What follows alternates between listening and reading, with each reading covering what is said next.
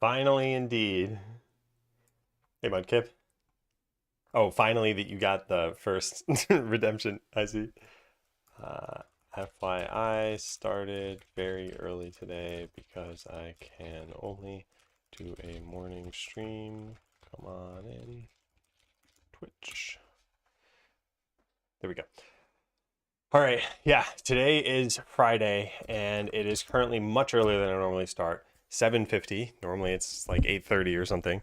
And it's because I need to go possibly abruptly sometime between 11 to 11:30.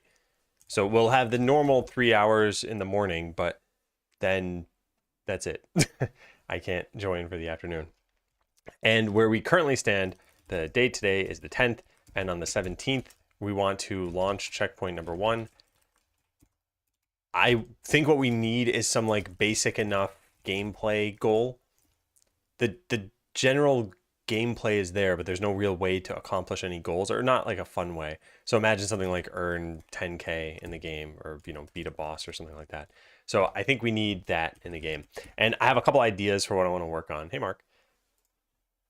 We also might have some PRs I should take a look at.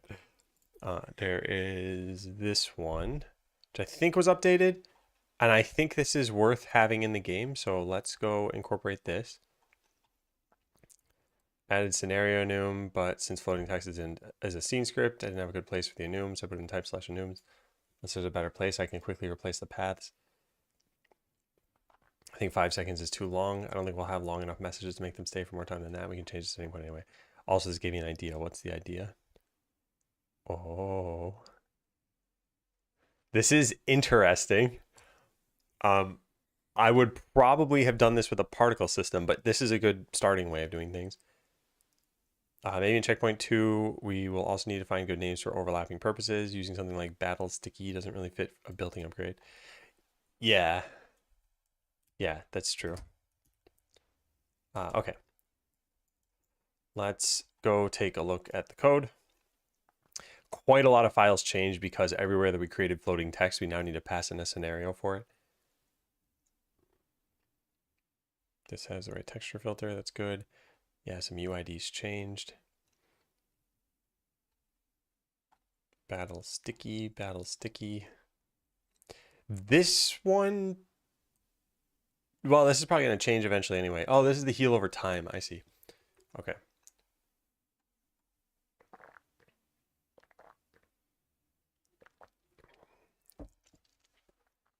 Yeah, this is good, good. Counter, good. Yep, yep, yep. This is a damage number, presumably. Yep, deal damage, heal damage, totally fine. Wait, battle sticky. I was thinking this one would also be quick. Battle system. Yeah, I might change that. I'm going to probably just change that manually afterward, though. So change line 90 battle system to quick. All right, floating text scenario, we get the duration. And why is this shown as a diff here?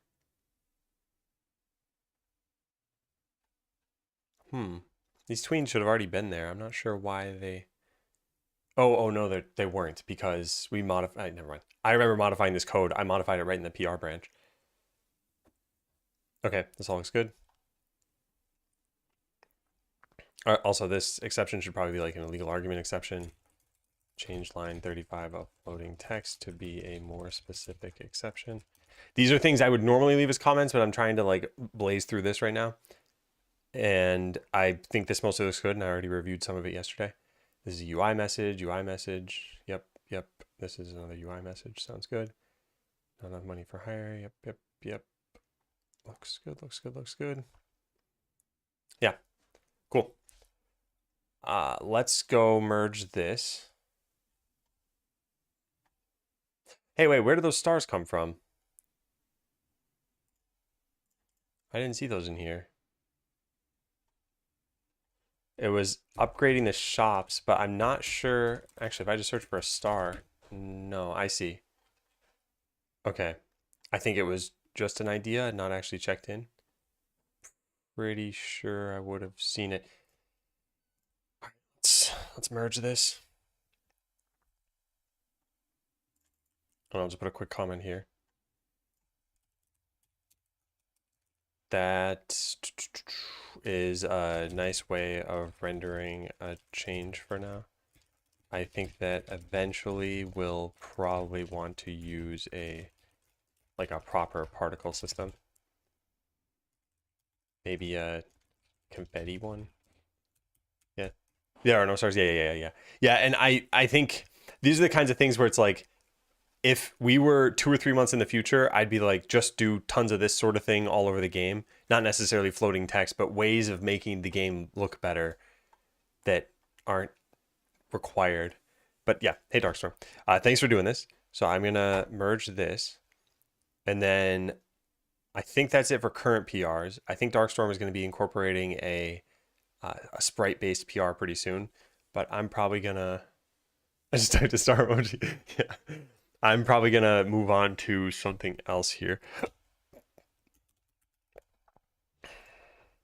So here's what I want to do. I want to pull this. I apparently have changes. I don't think I have real changes though, do I? That's about to change for good, and that's about to change. And then I need to check and push this in. Oh, there's async changes here. Nice. Want to play with the code to display it. I don't want to do any of that yet. I feel like if we don't have proper animations for this character for checkpoint 1, it'll be okay. So I want to get stuff in the game that I feel like we need for checkpoint number 1. So I was thinking of maybe working on like an ability just so that we have a template for it. And then I think some kind of basic gameplay loop stuff, like go to forest instance versus go to cave instance or something. All right, so we hired an adventurer. Yeah, nice. We need to bump that onto the screen, by the way.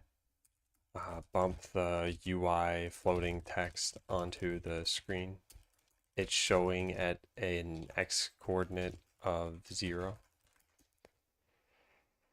Okay, there are a couple quick things I was going to change. Let's go to the battle system, line 90.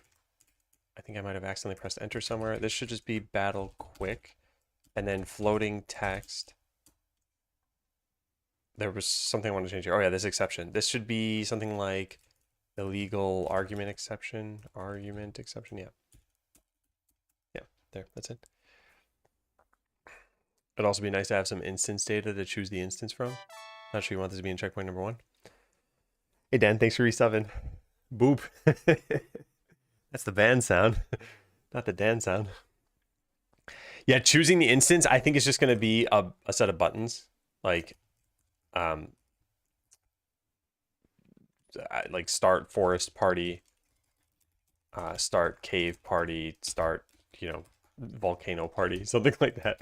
I'm not sure, but at the very least, this would be something that it could work. And yeah, at some point we want a menu and we want proper UI. Okay, so these are just some tiny changes. Make minor changes. Just these, yeah, aren't even worth detailing. Okay, so there's that change. Bump the floating UI text onto the screen. That I'll do some other time. Like I said, I want to get to some of the abilities. I designed a little bit of what I think could be good yesterday. And I wrote them here in this class design. So this is not really all that new. There's a mage that looks very similar to the mage in the first game. It's got a fire spell and a lightning spell. And spells don't even have types yet, so it doesn't really matter too much. And then a passive that has a chance to reset skill cooldowns. So that's pretty cool.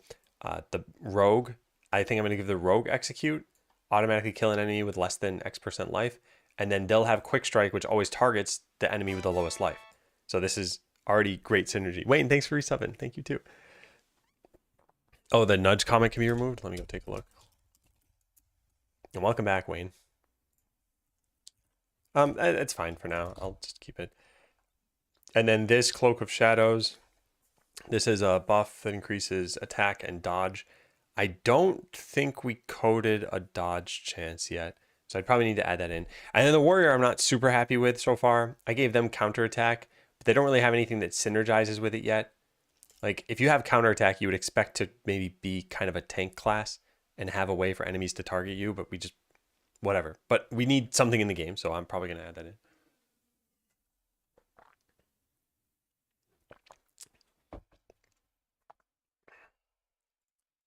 Add damage over time effect. It's gonna be like add X% damage as damage over time effect. Yeah. So is it worth coding these things? And I think so. And then I think the next thing maybe that's worth coding is some of the like go to instance stuff. What else do we have here? Add content. I mean, that's part of what this is. No, that's gonna be the next thing that I do though, I think. Do another retrospective, fix customer logic, design the classes up here. This, I think we're good. Make a task for coding all these. Make sure to take power into account for skill. Probably take fortitude into account too. Yeah, okay, let's do that. I think we can just click.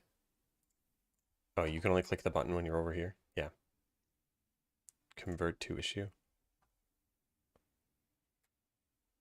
Okay, that was interesting. That's, oh boy. What is this doing showing up here? Is this like, is this just what referenced it? Yeah, mention the issue. Yeah. Okay, well, that's kind of ugly.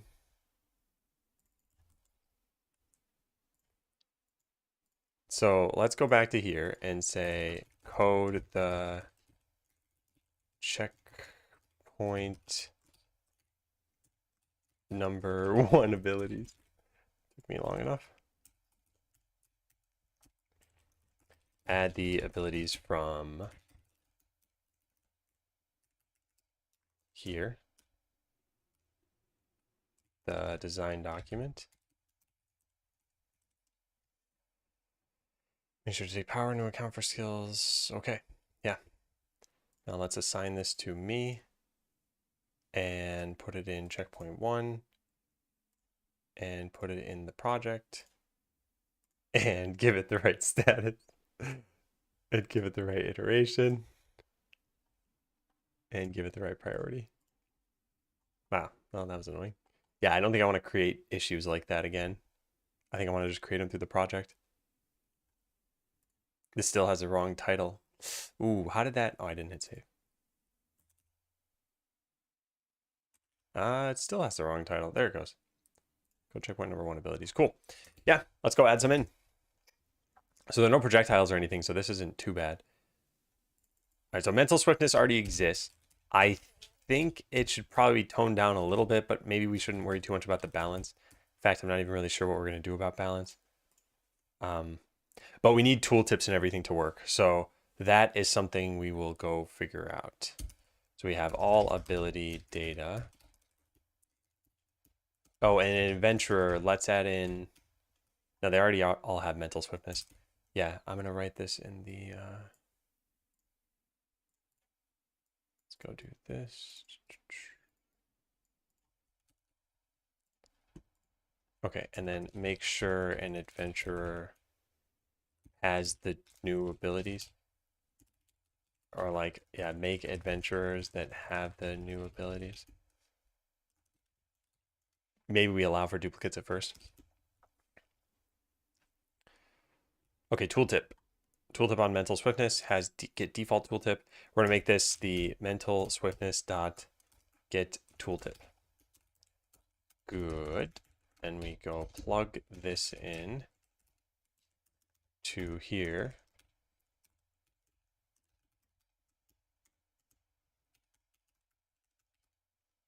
Good. And then let's take the copy from what we had.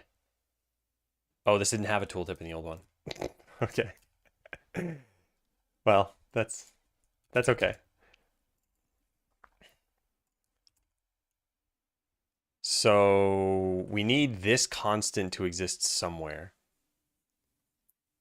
And this is where things get a little bit weird. Should it go into the buff class or the other one? Either way, there's going to need to be a reference back and forth.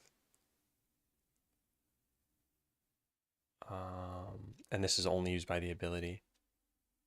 I think we just make like a public const float chance to activate.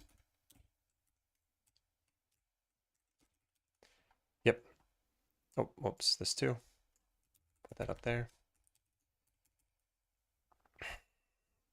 Okay, so we say something like grants a, now we need a special formatting thing here, which is going to be annoying. So for now, let's just type in chance to activate. Chance to activate. Why is it not, grants a chance to activate % chance to immediately refresh your other abilities. Now there's some stuff I did not think about too much maybe for Idle Ascendants, but the usage of your, what did I say back here for this stuff? Tooltips, crush.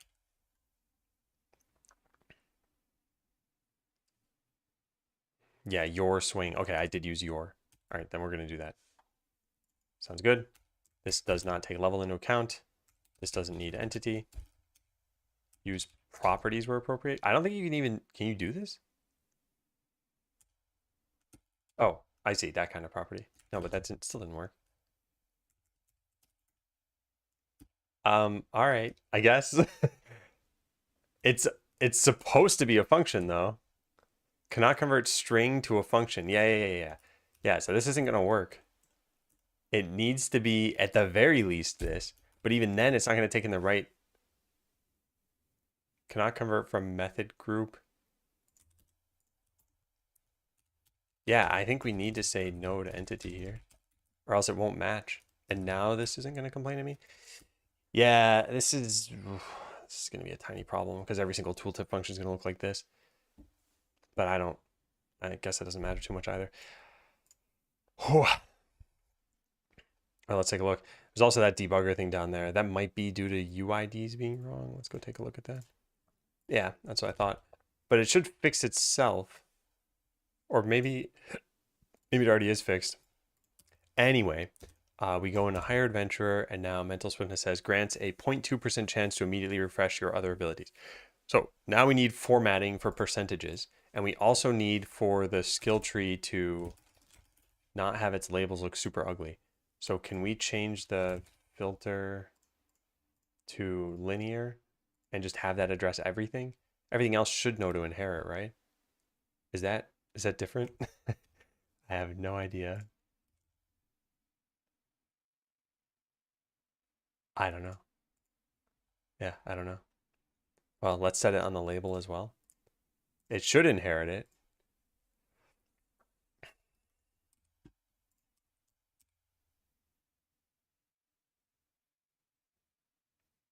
It might be, and it might be that I'm just rendering to non-integer coordinates. Okay, well, let's go get the formatting to work. So I'm not totally sure how C# does this. C# format float to 2 decimal places. We didn't even want it to be 2 decimal places, but is there a quick way with these template strings to do this? Interpolated string. Okay, it's supported by that. So now how do we do this? Fixed point.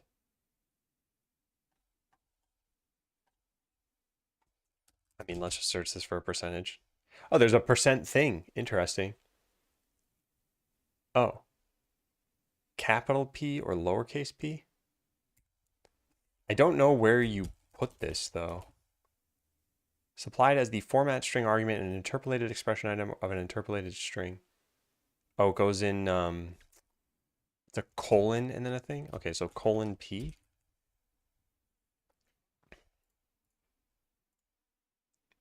I think that could be it.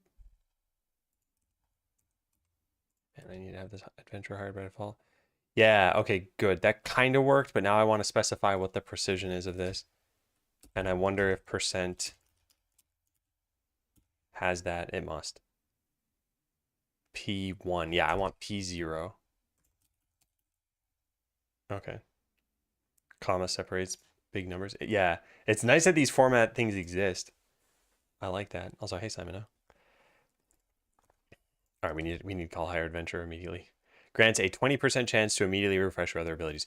This is wonderful. This is so much better than the other way I was doing this before. Look at this. Immediately used again with a %.0f%%, and I had to do the exact same thing in parentheses over here. Now I can just use P0 or P1 or P2. Oh, so amazing.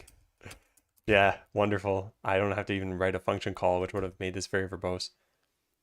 All right, before we continue, we absolutely have to immediately hire an adventurer. So in the town, we have hire adventurer. Where is the button? There it is, debug, hire adventurer. Where did we add? There it is, hire random adventurer. And we just need to call this from ready. That way I don't have any issues with this stuff. And then let's have the skill tree show itself. How do I do that? Skill tree.show. There.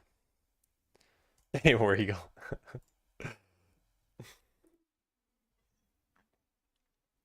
That did not work. It didn't select this for some reason. Why wouldn't it select it? Hire random adventurer. Should call. It calls in the skill tree.hired adventurer. So maybe the skill tree hasn't been set up. There's set up skill tree though. Yeah, that has been called. That's strange. Maybe we need to show this first. That shouldn't matter though. So why does it keep happening? I want to fix this. Oh, maybe we need to just open the town scene and that's it, and that should fix it. Did that do anything? I don't know. I don't think so. It did fix it. So then it must have modified the scene. Yeah, it did. All right, well, I don't know why it's not selecting this thing, so let's go find out. So we're going to put a breakpoint here. Oh, possibly because the skill tree hasn't been marked ready yet? I'm not sure, but all this is going to do is call into hired adventurer here. It selects it. Yeah, so this maybe hasn't been called. Let's just print something out here. It'll be probably faster. Skill tree ready. And then same thing in the town.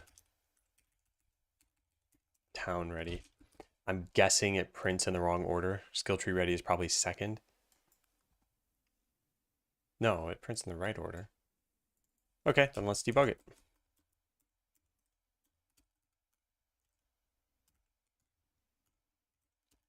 Good, good, good. F5 over here.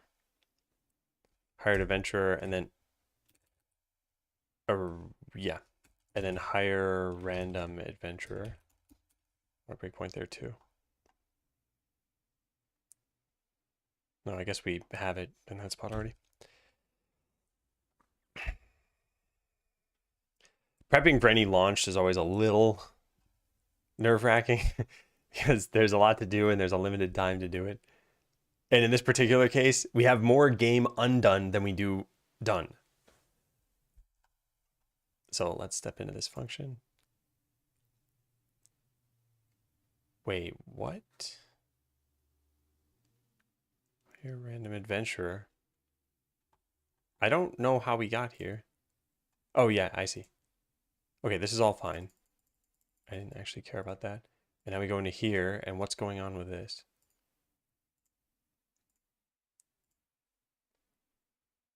Random adventurer is 9. What?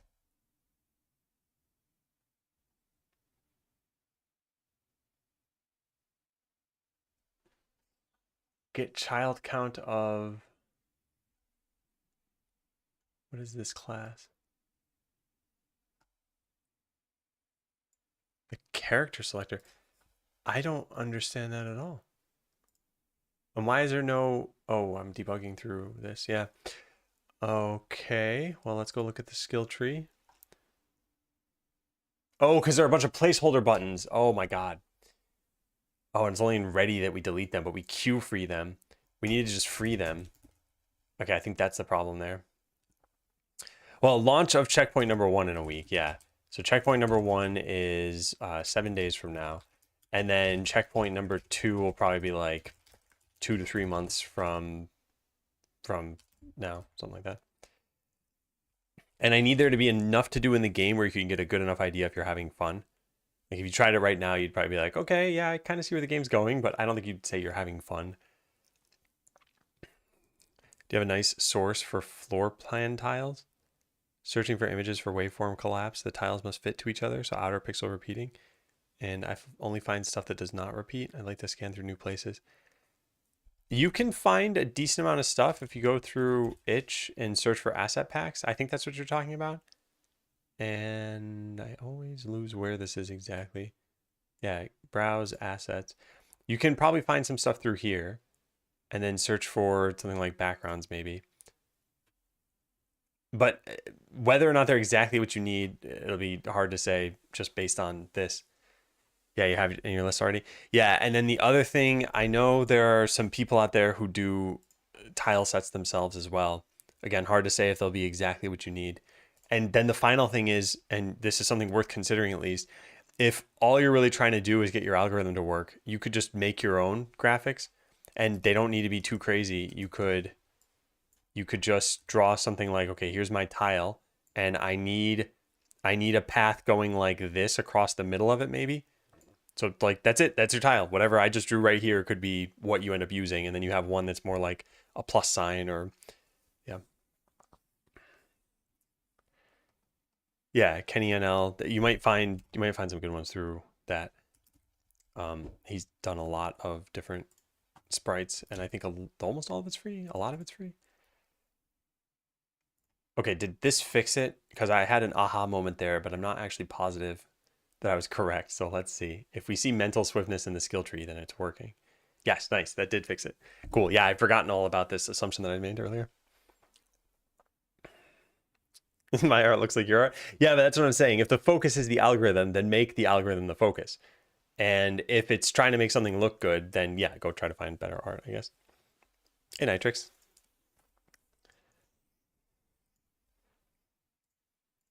Okay, cool. So now we can test this out more quickly. So that was the tooltip for just that. I want to check in these things because this is driving me bonkers. And I don't think we had any other changes here, did we? Set the texture filter. Yeah.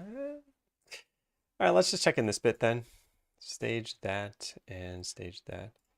Fix UIDs in skill tree and town.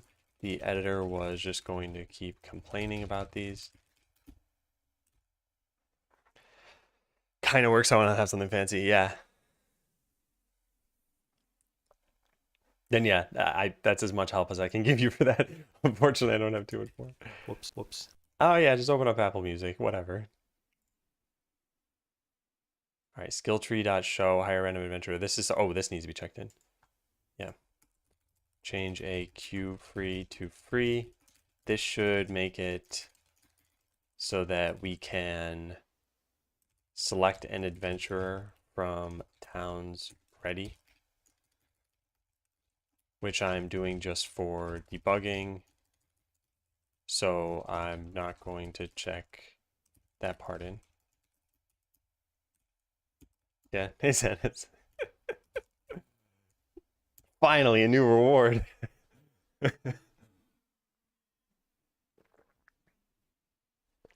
The secret is I've been refunding everybody's points for the redemptions that exist. So they're not actually point sinks. They're point temporary sinks. I want to continue working through these first abilities. So that's mental swiftness. That one is working. It's got the right tooltip. All right, next up is fireball. So we have basic attack. That's the closest to fireball that we need right now. So let's go add in fireball. I think I called it fire blast in the last one. I don't think it really makes a difference. So fireball sounds fine. Free jump royale revives. Yeah, kind of, I guess. I probably shouldn't be saying that. Don't abuse it. Yeah, Darkstorm showing off true wealth. That I don't think I can. Maybe I can give the points back for that. I'm not actually sure. I don't think so though. All right, so this is going to be called Fireball. Chat would never abuse something. Never.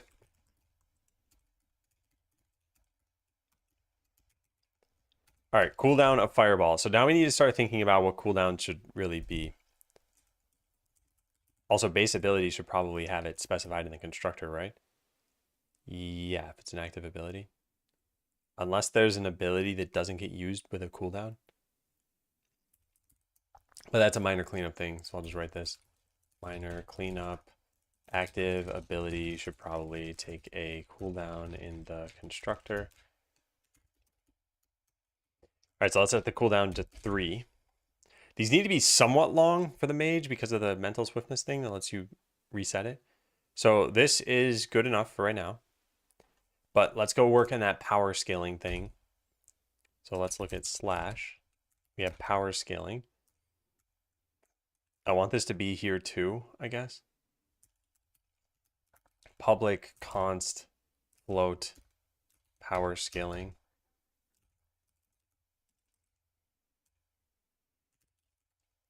Equals 1.2.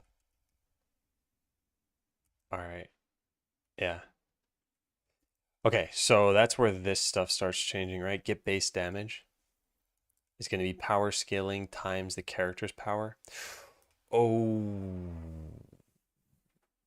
this is based on a character, not the battle. Yeah. Oh, this is too bad. Yeah, this is too bad. The tooltip needs to show it based on the character's power, but the battle needs to do it based on the buffs that are taken into account. Okay. Tisk, tisk, tisk. Oh, wow. You also spent 13,000 points. Really enjoy the streams, pleasant voice, and good to follow thought processes, make the stream a blast. Well, thanks, War Eagle. Yeah, I feel like I've changed tones of the stream too much in the last, like, let's say 10 stream months. The first 5 of those happening years ago, where I was focusing on Adam Learns content. It was just very, very different. And then in the last 5 months, it was just kind of random stuff, making a bot, almost like a game jam, a code jam, of whatever else. And now it's just been game dev entirely. And I don't know. There's a lot I would need to do if I wanted to grow as a streamer. For 2024, I don't think it's very important. Also, once this game has more visuals than it currently has, I think it'll be easier to show people, oh, here's what I'm working on. Here's where you might want to, why you might want to play it. So we're going to copy this over to Fireball. And this needs to look like this. There was get base damage. This isn't going to happen this way anymore. Okay, I'm kind of wondering here, could we have the tooltip use the same function as the battle? So public static float get base damage.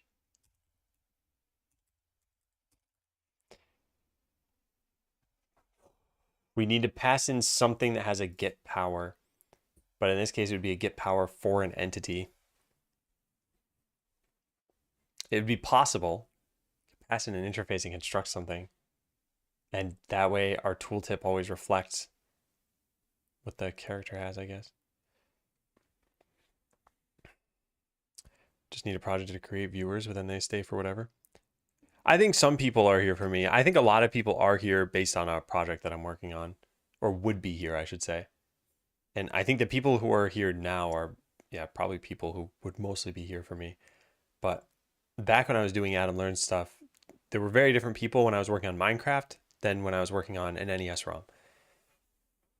And same thing, even with hacking. And to some extent, that's a good thing. It's nice to have new people come in and provide their expertise. But yeah, from a growing a viewer base, it's not like I'm just accumulating viewers. It's that I build them up and then shed them off. All right, so we have a get base damage, which is going to be like the way that idle ascendance worked. Get base damage. We could, well, we have a couple options here. Hey, Mtron. Hey, Pietro. Here for the jumping. It's fine even if you were. All right, so problem. We want to show the damage that a skill does in the tooltip, but then for the battle calculation, we need to take buffs into account. So option number 1 is just have 2 separate functions. Option number 2, have a function to get the base damage, and then have the battle add in any extra damage. I don't think this would be doable. Not even sure this is doable with the way we have things set up right now. Hello, new friend. Wow, it only took 2 lines of chat. Now we're friends. And then option number 3 would be have get base damage, take in an I has power that will call a get power function. And for battles, we pass something in that can fetch from the battle. I kind of want to sketch this out, but this would be like an I has power. I'll just call it I for now. And this would be I dot get power. So when it's a character, either way, we're going to need to wrap this in something.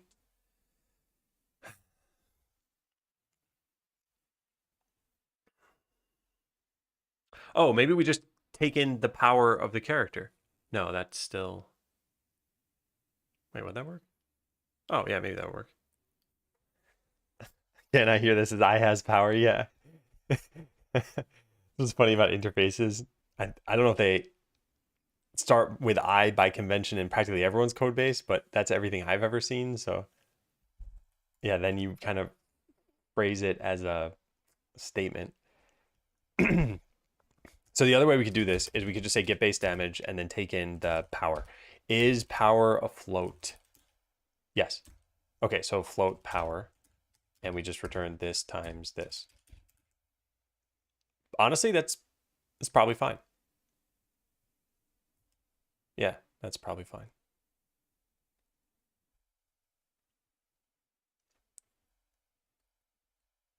Okay. Hurls a fireball at a single enemy. Oh, that was another question. Did I use the word enemy in any of these tooltips? Where are the abilities? I don't know. I think I might have used the word target. Target, yeah, target. It should probably say whether it targets enemies or allies, though, right? Yeah, I'll say enemy then. So hurls a fireball at a single enemy.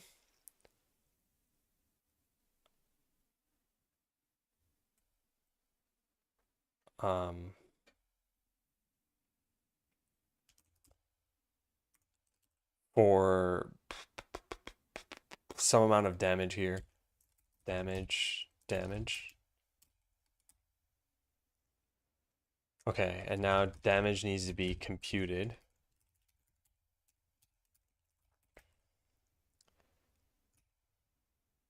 Oh, okay, that was easy.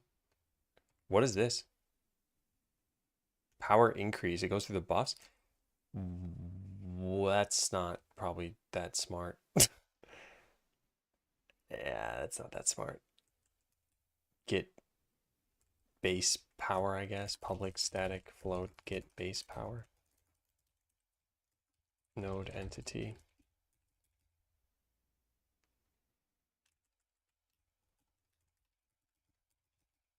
Yeah. Does it friendly fire? No. And since the battles are fully automated, if there was something with friendly fire, you wouldn't be able to control it all that well. You would just be able to not make it stronger, which presumably the good should outweigh the bad, since they're all automated skills. So Yeah. Okay, so how does this look? We call it get power. This is wrong now. This should be get base power. All right.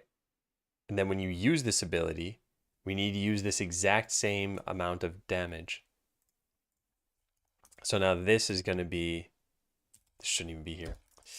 Unless I deleted it from the battle system. Did I? I did. Ugh. All right. Well, that's what we do then. Yeah. This is going to cause a whole lot of stuff to be very difficult to test.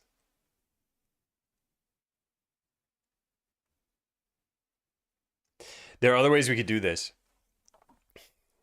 Well, yeah, there are other ways we could do this, but I think this is decent. All right, so power scaling 1.2F hurls a fireball at a single enemy for that much damage. This probably needs to be formatted such that if it is a floating point number, it doesn't show it like that.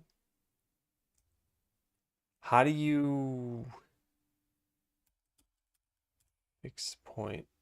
How do you render a number with no decimal points unless you need it? And then if it does need it, to cap them at some amount. I don't think I want it to be fixed point.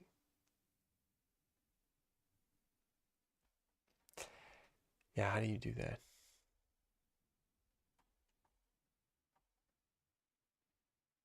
Decimal? Integer digits? No. Oh, come on. How do you do that? Are we still doing overall player stats? I might invest in a skill that had a chance to do friendly fire if I could also invest in a luck stat that would reduce that. There are going to be just two stats, I think, or pretty much just two stats, which is power and essentially like defense. There will also probably at some point be resistances. But yeah, there won't be a luck stat, I think. 2.02F.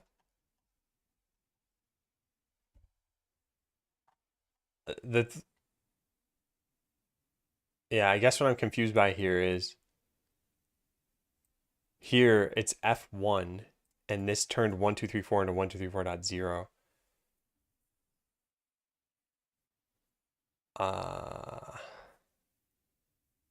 Could round. I mean, yeah, maybe we just round. C# format, only show decimal places if needed. Something like that. It'll include only digits when necessary.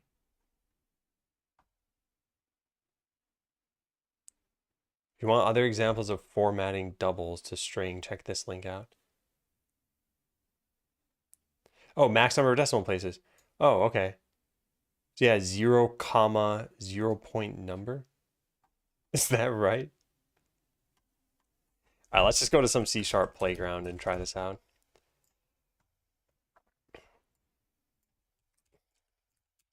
So float first num equals 1.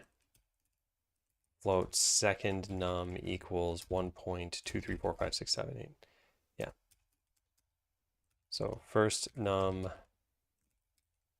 second num. So that should just print the numbers exactly as they are. Wait, unexpected character. Is this some like new .NET thing? Don't reset my code. Come on, just copy paste it into the new one. Run. Yeah. All right. So that worked the way I would expect. And then we can try N2 here. No, that's not what I want. Now I want to try, I guess F2 isn't going to be any different, is it? No, yeah. Okay, so now it's 0, comma, 0 point number. 0, comma, 0 point. Is this an actual thing? It printed out 0, 1. Oh, because of the comma? Oh, neat. Okay, I think that worked. Yeah. When's the next beta test? It's not exactly a beta, but it's a week from today.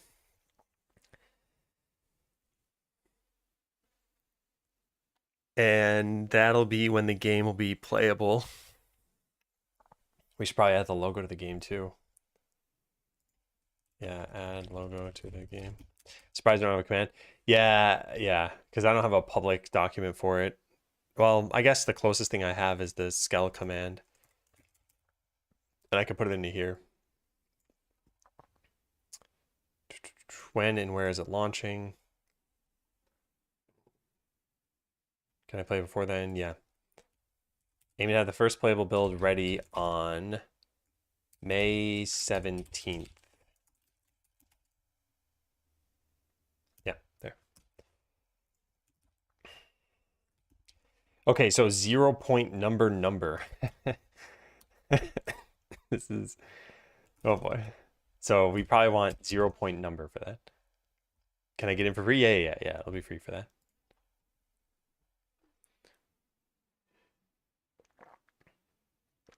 I need there to be enough of a purpose in the game, and we don't have it quite yet. And today I just wanted to get some basic abilities working. And I don't know. I think we're getting there. So now in adventure, let's add in fireball. And then what other ability did I want? Lightning zaps? I don't have that in the game yet. All right, let's go take a look.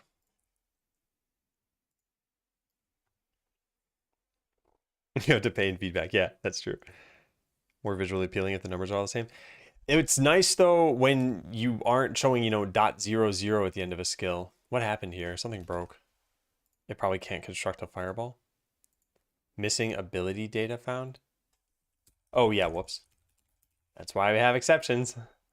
Forgot to put in fireball. Fireball.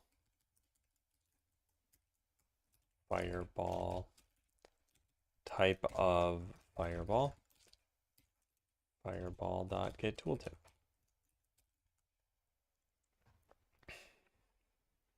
Winning is usually a purpose, but there's no winning right now. And that's what I'm saying. I need to add in a way that makes you feel like you've won.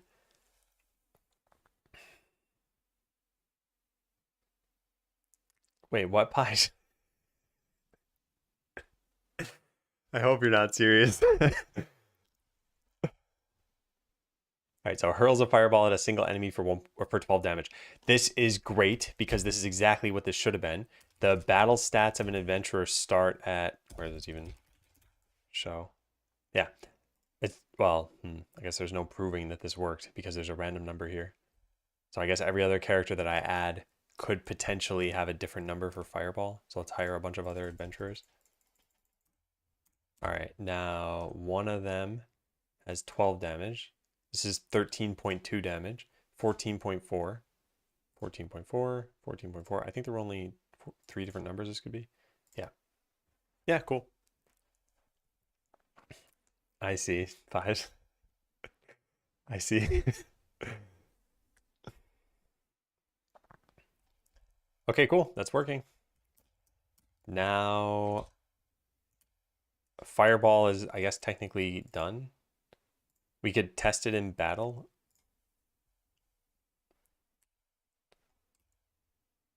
So we have 2 adventurers. We go into the instance. Oh, wait, I only have 1 adventurer. Why do I only have 1? Oh, that's not good. we need to round those numbers. Why do I only have 1 though? Did I never click this button? I need to test that one more time because I don't know what went wrong there. I have the bard apparently, and I click hire adventurer, and now I have 2. And now I create an instance, and okay, I do have 2. I don't know what happened. Maybe I clicked the wrong thing. Okay, floating text. We need to go modify battle system, and deal damage is going to change this amount. So this 2-string is going to have a colon 0 point number. No, just 0 point number. That's good. Yeah. I don't care about damage amounts that are less than that. Same thing with healing. This is going to be damage info dot amount. And I don't know if we need the 2-string here anymore. No, we don't. Well, let's go test that.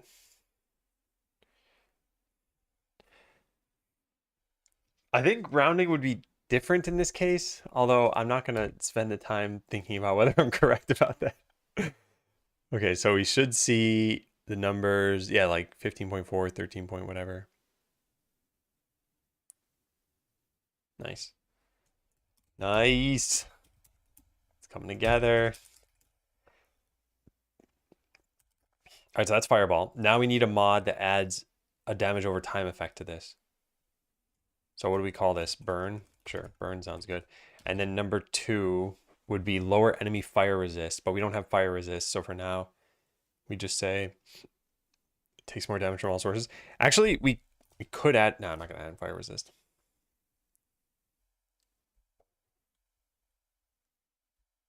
Yeah.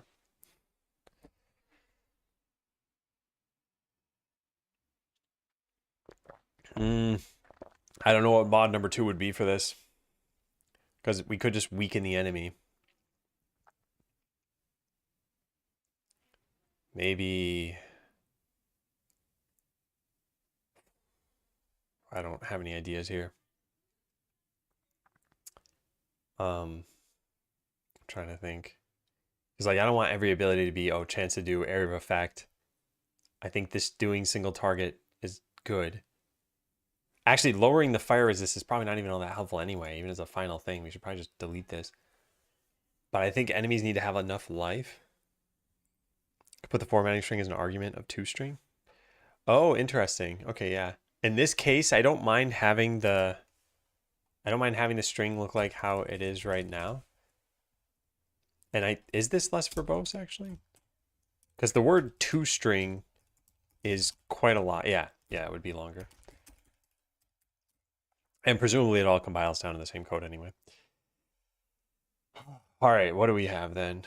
Does X% damage to darkness enemies? So we don't have enemy types yet, and I don't want to add them in just for checkpoint number 1. So this is like, what's a compelling enough thing to have here? You know what we could do? We could say like increased chance of triggering mental swiftness. This is a little bit heavy-handed, but it could work, I think. Is it even coded such that we could do that though? Yeah, as ability used. Okay, sure. Let's do that. So now what do we call that? Inspiration. Wow. What a great thing. All right, now let's go to Boulder Power. This is... Oh, what happened to that class? Did I call... What? What happened to that class? Could have sworn I called it Boulder Power. What did I call it? Oh, it's not a class. That's why. It's just an ability ID. All right, so Fireball. I don't know what we should call this. Maybe like Fireball Burn equals 14, and then Fireball Inspiration equals 15. Yeah. So now we got to go do this just like we did for Boulder Power. How did this even work? We just passed in that it was a mod, and then put a debug thing here. Okay, this could be fine. So we take in 2 of these. We do Fireball Burn and Fireball Inspiration. And we call this Burn. And this Inspiration. This is where it's nice that we separated the display name from the ability ID name, because I don't want Fireball Burn showing in the tooltip. All right, and then we need 2 things: fireball.get burn tooltip and fireball.get inspiration tooltip. Now we go code those.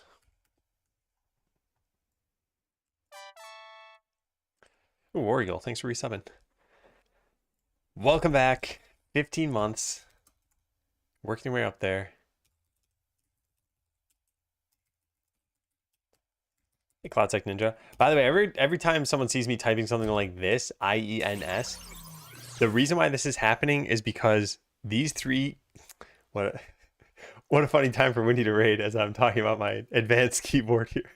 Thanks to the raid, Windy. Hey, Adonis. So these three keys, if I press them all at once, form the command key, and then pressing S will save. And so when I miss that and I press them all separately, that's when I start typing things like this. Just having dinner, yeah. Just tilt the keyboard. Advanced keyboard functions. Windy, I was lurking in your stream this morning. What is it? What's my proof? Someone was talking about fish and chips advert. There you go. I have no idea what they were talking about though. But that's proof. Couldn't have just come up with that on the spot, could I have? Hope your stream was good. We are planning to launch the game that I'm working on, Skeleseller, as checkpoint number 1 in exactly 7 days. And we are working on skill trees, which are really just skill tables, I guess. And so we're slowly coding our way through this from like top to bottom. So we have this one, this is working, grants a 20% chance to immediately refresh your other abilities. Fireball just deals some straight up damage. And then we're adding in these other ones right now. And the goal is to get this entire list right here converted into code. It's probably not going to be all that fast, but yeah, we got to do it. And then, yeah, once these characters get into a battle, so we click this, you can see them fight down here.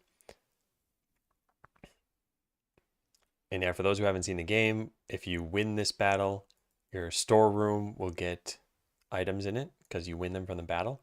And then your little skeletal worker will come over and pick up the item and then bring it down to your shop. And a customer will go buy it. And now you have more money. And you can eventually hire more adventurers and go to more difficult instances and win the early instances even faster. Yeah. So yeah, welcome in everybody. Going to be a solid like 3 hours of pretty much just straight up coding. Although what we're doing is not going to be all that hard after we've done the first couple of these. Is this like advanced Wim World? I think you mean Vim World, where you type :Q to quit the game. And I've never played Vim World, so I actually can't talk about that. Yeah. This game has come a long way. Yeah. And I forgot what the day is exactly. I think I put like day 11 or day 12 or something in the title. But it hasn't been too long to get to this point. And clearly there's a long way to go. And I think the original timeline I said was something like 6 months. So it's been, how many calendar days has it been since I started? Started GitHub repo on the 17th. Yeah, so it's been under a month, which means that we probably have another like 60 dev days left to go. How dare you translate DOS to this? I assume that's what she meant, but now I don't know. Maybe we're talking about Commander Keen this whole time. All right, burn tooltip. So this is something that says adds X% damage as damage over time. All right, how does this work? It's gonna have to be some amount per level. Yeah, let's say like public const float burn percent per level. How much damage should I have no idea. We're not going to balance this. We'll just set it to 20%. 6 months is more than 60 days. No, it's not. You don't need to come into my stream and lie to me, Holtzy. Maybe that flies in Windy's stream. Maybe Windy's like, hey, everybody, what are some fun lies you have to share with me? But that does not hold up here. All right, take care, Windy. Have a good lie-filled evening. Fine. I'm taking my eggs elsewhere. All right. So this is going to say adds.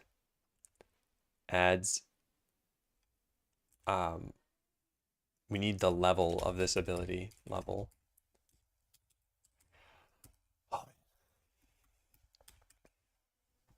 There are no lies in Windy's stream. You're saying not one lie was told today.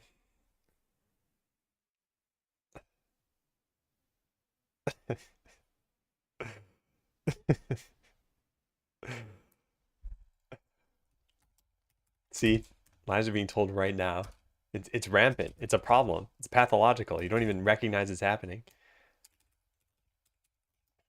Okay, abilities component get level of fireball burn.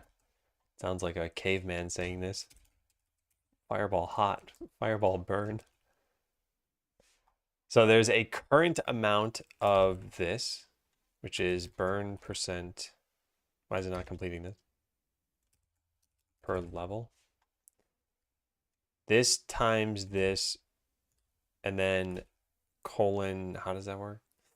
How do you do percentages? I forgot already. P0. Okay, so I probably want to be P1 in this case. So adds this percent damage dealt or causes target to burn for an extra this much damage over some amount of time. And then we say plus burn percent per level P1 per level over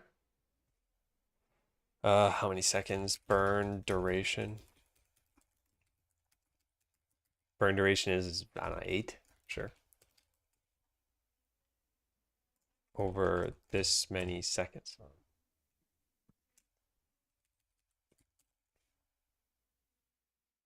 Okay. This is going to say inspires you to write a better tooltip. Yeah. All right, let's see if that looks good. Because this is the first time I'm writing something that actually takes level into account, or at least with percentages.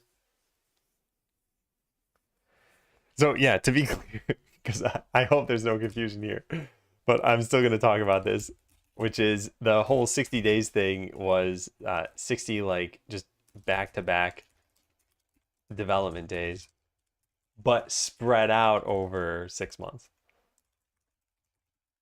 or 5 months or however long we have remaining to release this game. Okay, so this didn't work because I forgot to add in burn here. I got to take a break, so I guess let's just write where I left off and be dutiful about taking breaks. Wilo. Add burn and inspiration to the mods of Fireball. Yeah, that's my slash played time. There you go. All right, I'll be back in a little bit. Is it jump time? It's jump time.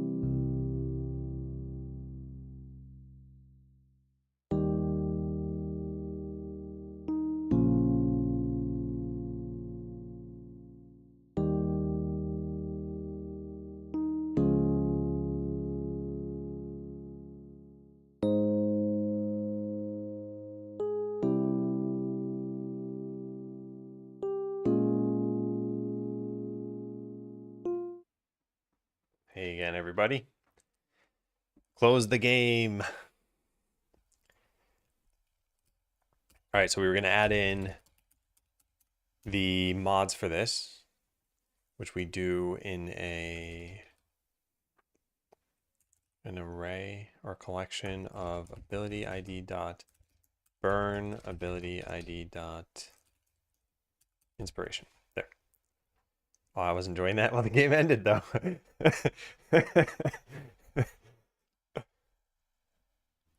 All right, so here we go. Causes target to burn for an extra 0.0% damage. I guess we don't need the point there. Yeah, I guess this can just be 0. But yeah, as we put in points, yeah, it works. Nice. All right, then inspiration doesn't have a tooltip right now. Cool, yeah.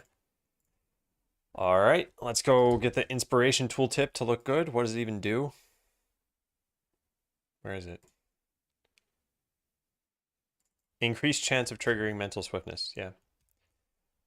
All right, so the chance should probably be pretty small. So we say inspiration percent per level. Oh, 3? I don't know. Also, we got to actually grant you, there's a whole bunch of stuff we got to do. Where is the thing about leveling up? Because I think different things, button to level up your characters. Yeah, make sure this updates the skill tree. And then start adventurers add 0 skill points. They're starting at like 10 right now, just so that we could test this. All right, so inspiration tooltip, we just copy paste this down to here. We copy this over to here. We change burn to inspiration. We type it correctly. And then we come up with a tooltip. So casting fireball has a greater chance to inspire mental swiftness. Has a, well, I should have written out the chance, huh? Adds a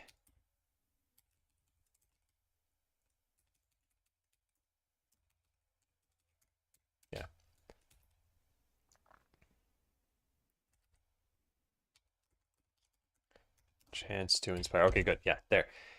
Let's try that. Let's see if that looks good. Casting Fireball adds a 0% chance plus 3% per level to inspire mental swiftness. And then there's also causes target to burn. Whoops. All right, and then if we increase this, yeah, looks good. Wonder how complex abilities we can make with the current system. We'll probably need to keep adding mechanisms for us to be able to add in complex abilities. But let's go see if we can at least add in these ones. So a damage over time, we have poison, which is not the same as burn. So we need a new debuff.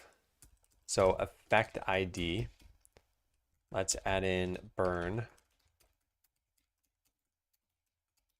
And this is going to be just, oh wait, we call it burn debuff.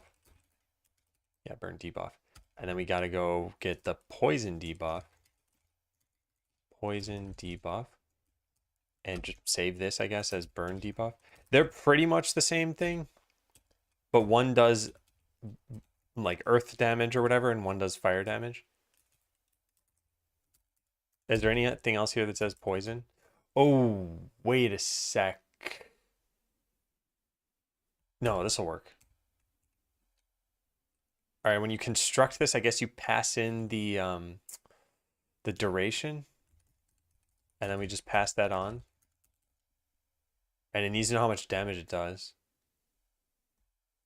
How does it know how much damage it does? I guess we pass that in too. Load damage per tick. Timed effect. What's damage per tick is unread? Oh yeah, I know that. All right, so I guess store off the damage per tick. Damage per tick. Private float. There we go. And then damage info, damage per tick. Captured into the state of the enclosing type and its value is initialized. Do I not even need to do that? Oh, I see. Yeah, and it's not physical damage, but I'm not going to code in different damage types right now. I think this is pretty good. Yeah, so now let's get Fireball to burn the enemy. So we need to get the level of your burn ability.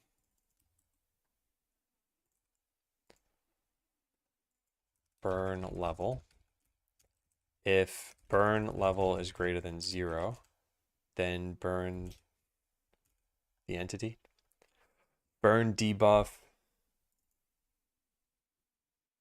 Burn, whoa, what? What is this even? Oh boy. Okay, let's fix some things. So this is the fireball damage. This is gonna go here. Then the burn damage is based on the fireball damage.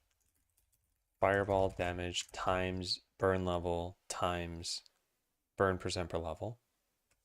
Yeah, and I think this would be good. Why is this problematic? Oh, but this is going to be damage per second. So this, ooh, but it's over 8 seconds. So we need to divide. So float total burn damage equals this much. Total burn damage divided by burn duration. All right, then add in the effect. I don't know how that works either. Doesn't sound right though. Nope, that is right. And then create floating text that says burn in red and is, yeah, sticky. Hey, weirdo. All right, so all this is doing is it is checking to see if we should add a burn component and then adding it. So let's go try that out. Maybe let's also make it so that everyone has like 10 times the amount of life they should have, or at least more.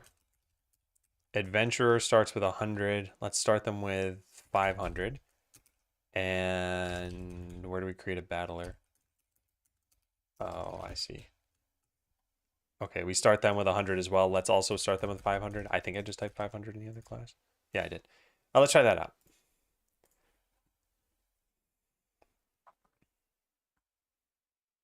So if I just start a battle right now,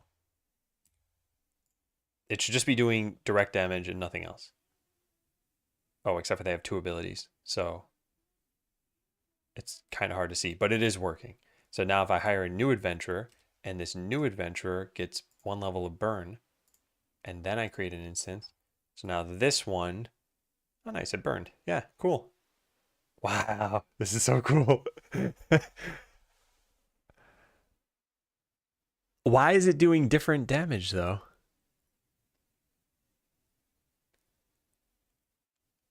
That's weird. Oh, because they stack? I don't know what's happening. No, they don't stack. Yeah, I don't know what's going on. Okay.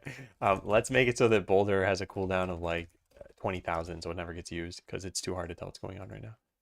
Oh, wait, do I have counterattack or something? Nope. Yeah, I don't know why I'm seeing so many numbers show up. Why are they not lined up? They are lined up. I just had zoomed in on one of them, I think. So these you're talking about? Because these are lined up and I just zoomed in. All right, so yeah, what is going on here? Oh, I never gave them burn. Oh my God.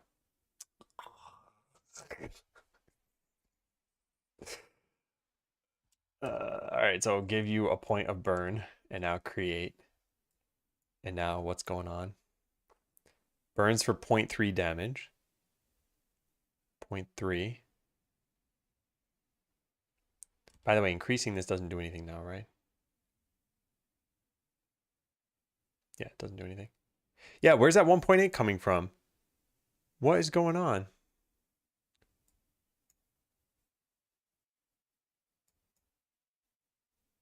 What? I don't understand. I don't understand how 1.8 could even happen at 6 times the amount of damage it should be doing. Hey, Quiet, I am doing well. Welcome in. Should color the burn damage text to orange. Yeah, that could be done. I guess we could, well, I'm not going to worry about that right now. Also, I think it could be a little bit tough if you have a bunch of different damage colors because green is going to be healing, I think, and then white is going to be damage. And if you had colored damage text, then you might say like, okay, fire is going to be red, but then what color would poison be? Because healing is already green. So is this green? Is it brown or something? I don't know. So I think we'll probably just stick to the colors that we have. Oh, I don't get how this is possible though. Now they should be doing 0.6 damage, I think. Yeah. How could it possibly do a number that's not... Oh, wait, boulder just happened. Oh. Is...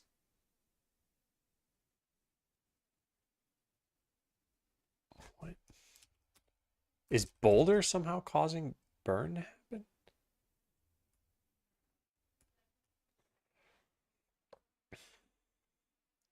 More color, more dopamine. Well, we'll see how this stuff feels once the game is a little bit more mature. I think for right now, it's hard to know how much people are even going to pay attention to battles. And that's one of the risks of building on a system like this. People might be like, you know, I like the shop system, but I don't like the battle system. I don't. Yeah, I love the keyboard. Yeah, it's a corn keyboard. Thanks. Dark purple color. Also, yeah, that is interesting. I never thought about that before. Maybe only for tests when you don't know what the damage comes from. Yeah, and I am certainly struggling with this right now to figure out what is going on. Oh, wait. Oh, Boulder can be used because of mental swiftness. So it doesn't matter if I set the cooldown to 20,000. It matters that I just don't ever allow it to be used.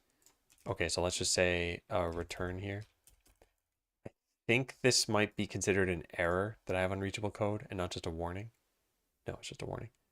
So if we do that, create instance. How did that just do? I don't get this. I just don't get it. Oh, wait. Oh my God. Oh, I know what's going on. Oh, I really should have deleted this from the code a long time ago. I know what's happening. Okay, so mental swiftness is this ability that reduces your cooldowns back to 0. So it forces all your abilities to be ready. But also, because I didn't have any other abilities in the game, I crammed a power buff at the end of it. I just never explained that that was there, and there's no indication that it happened. That's why. Oh, man. This shouldn't be there. This should be incredibly obvious what's happening in battle. Lammy, thanks for subbing. Oh, man. Oh, man. I forgot all about this. Oh, we just need to delete this. It makes sense. And I should have been able to see this sooner. But I'm like, there should never be a number higher than 12 in the battle. So yeah, how's that happening? I mean, advice for a solo developer making a game and what they need to know going into creating the game. I think my advice depends on your experience level. So have you made a game before? Have you developed like any project to completion before? Do you have professional experience? Like these are the kinds of things I would probably ask to figure out where you're at. Because I've had people come into the stream who are like, I want to make a game. Can you help me with it?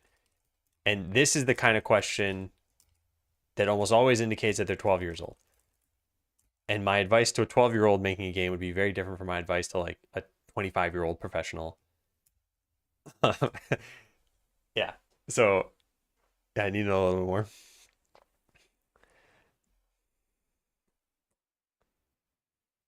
Wish I could compliment you on your excellent dev skills right about now. Yeah, I thought that one was getting old. Question for you. I'm working on my first game, but I suck at art. Have you worked with any AI art generation? I have done only very basic AI art generation stuff.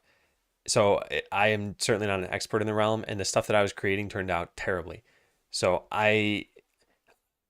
if you have a workflow that works for you for making AI art and you can find a way to get the styles to sort of match, then great. Otherwise, I would consider a lot of art can be either free or cheap in the form of asset packs.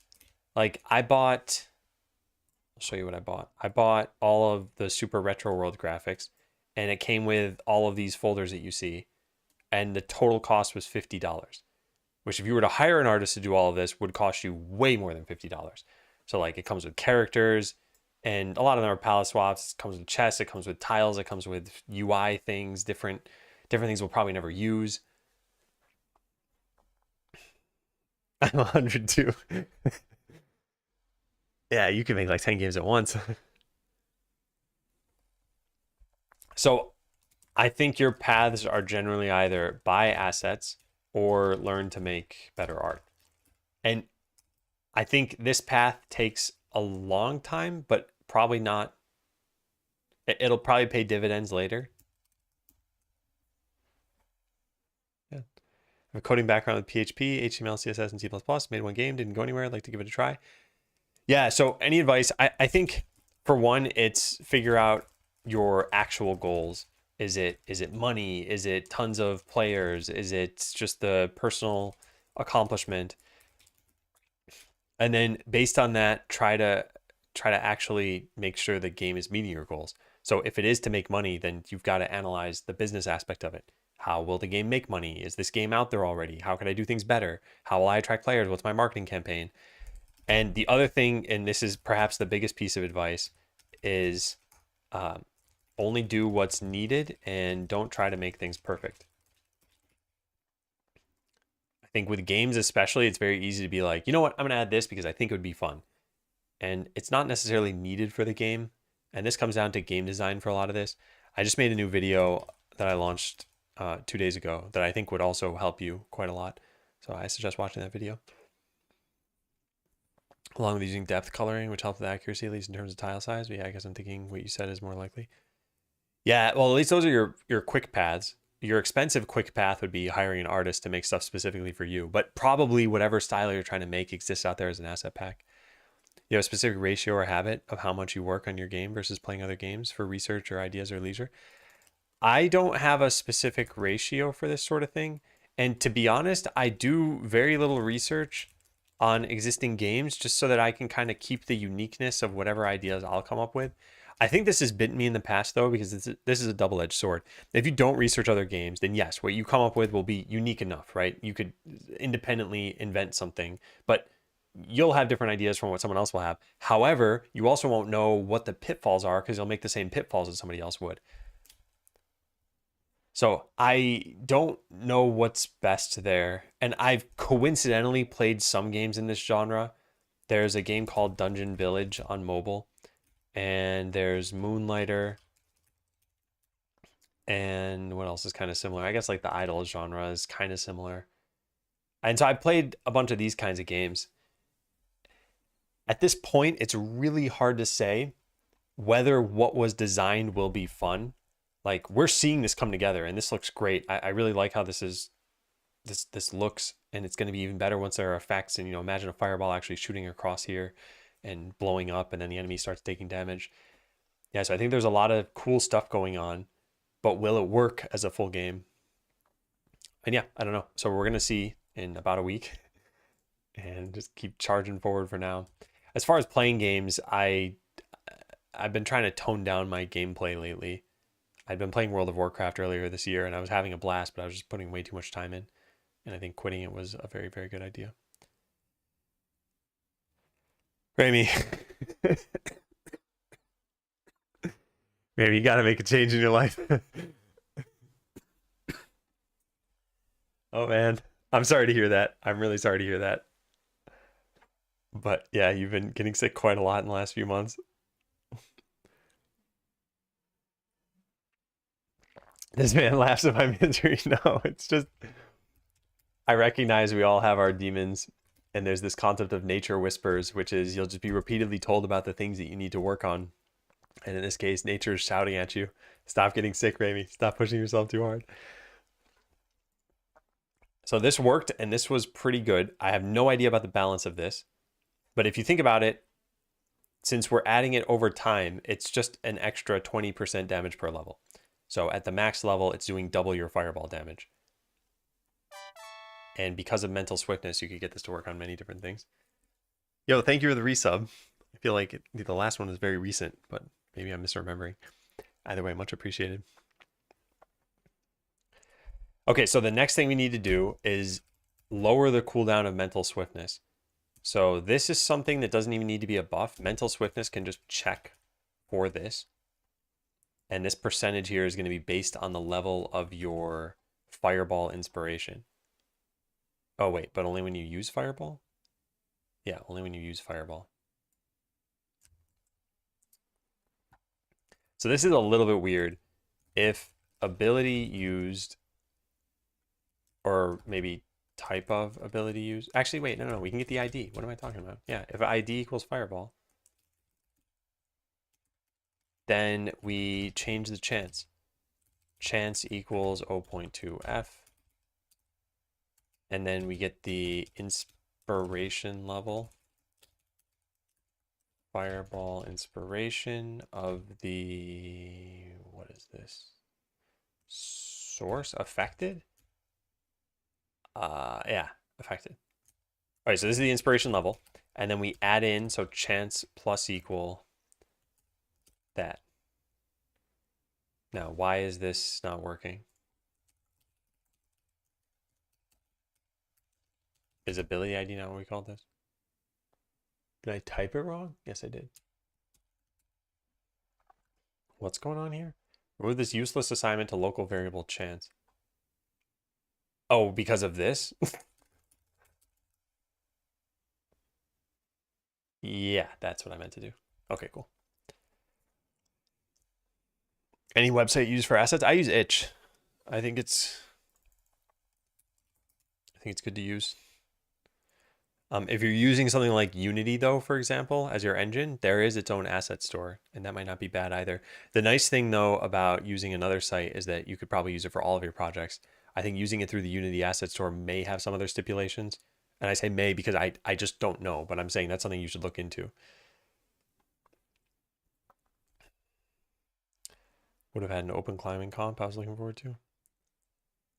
Man, yeah, I'm sorry to hear that, Rami. I'm sorry for laughing at your misery earlier, too. All right, let's test this out. And the way we're going to test it is by... Did I remove that power buff? No, I didn't. That's a good point. Thank you. The way I'm going to test this is by setting this to a much higher percentage. So let's set it to, let's see, it's 100 minus 20 would be 80. And divided by 5 would be 14. So, or 16, excuse me. So let's set this to 16. And that way we can ratchet it up to maximum. No, wait, no, that's a bad idea, right? Because then it's going to trigger an infinite loop. Will it trigger an infinite loop? If you kill stuff and it doesn't find any... It doesn't find any targets, what happens? Yeah, I think it should just win every battle immediately. I think. Let's test it out. What engine am I using? This is Godot. Okay, so casting Fireball adds a 0% chance plus 16% per level. Right, so if I click this twice, we now have a 52% chance. So when I get into a battle, we should see lots and lots of fireballs happening. You'll see mental swiftness appear over here when it happens. Okay, well, apparently I can't win a coin flip.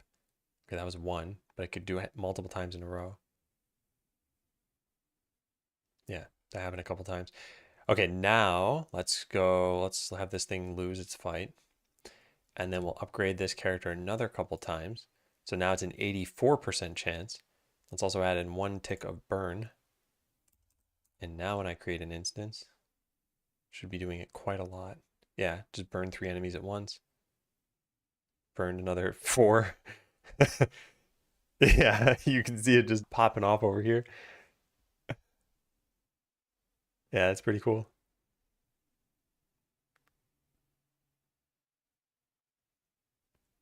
We probably want damage numbers to be sized based on how much damage it's doing, maybe. All right, so we still lose the battle, but now we're going to put in the final point, and it should be impossible to lose.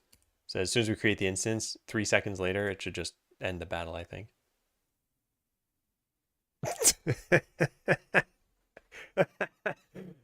Oh man, that's great. That's precious. I thought it would be an infinite loop. I don't know. It doesn't seem like it's framed that way though. Oh, because all it's doing is resetting the cooldowns. It's not happening all at once. Yeah.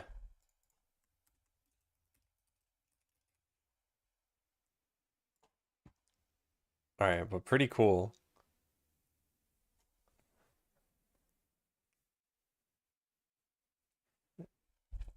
All right, yeah, I like it. All right, so now we just ignore balance and we change this to 0.3. Right, so that means that it'll go from 20% up to 35%. Actually, that's probably not significant enough. It might be though. It's really hard to say. It doubles your ability, actually more than doubles your ability usage. I don't know, let's just leave it at that.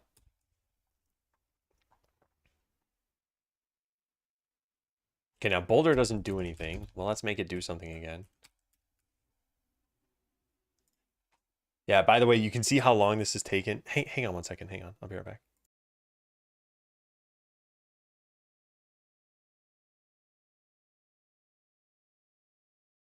I'll be right back, chat.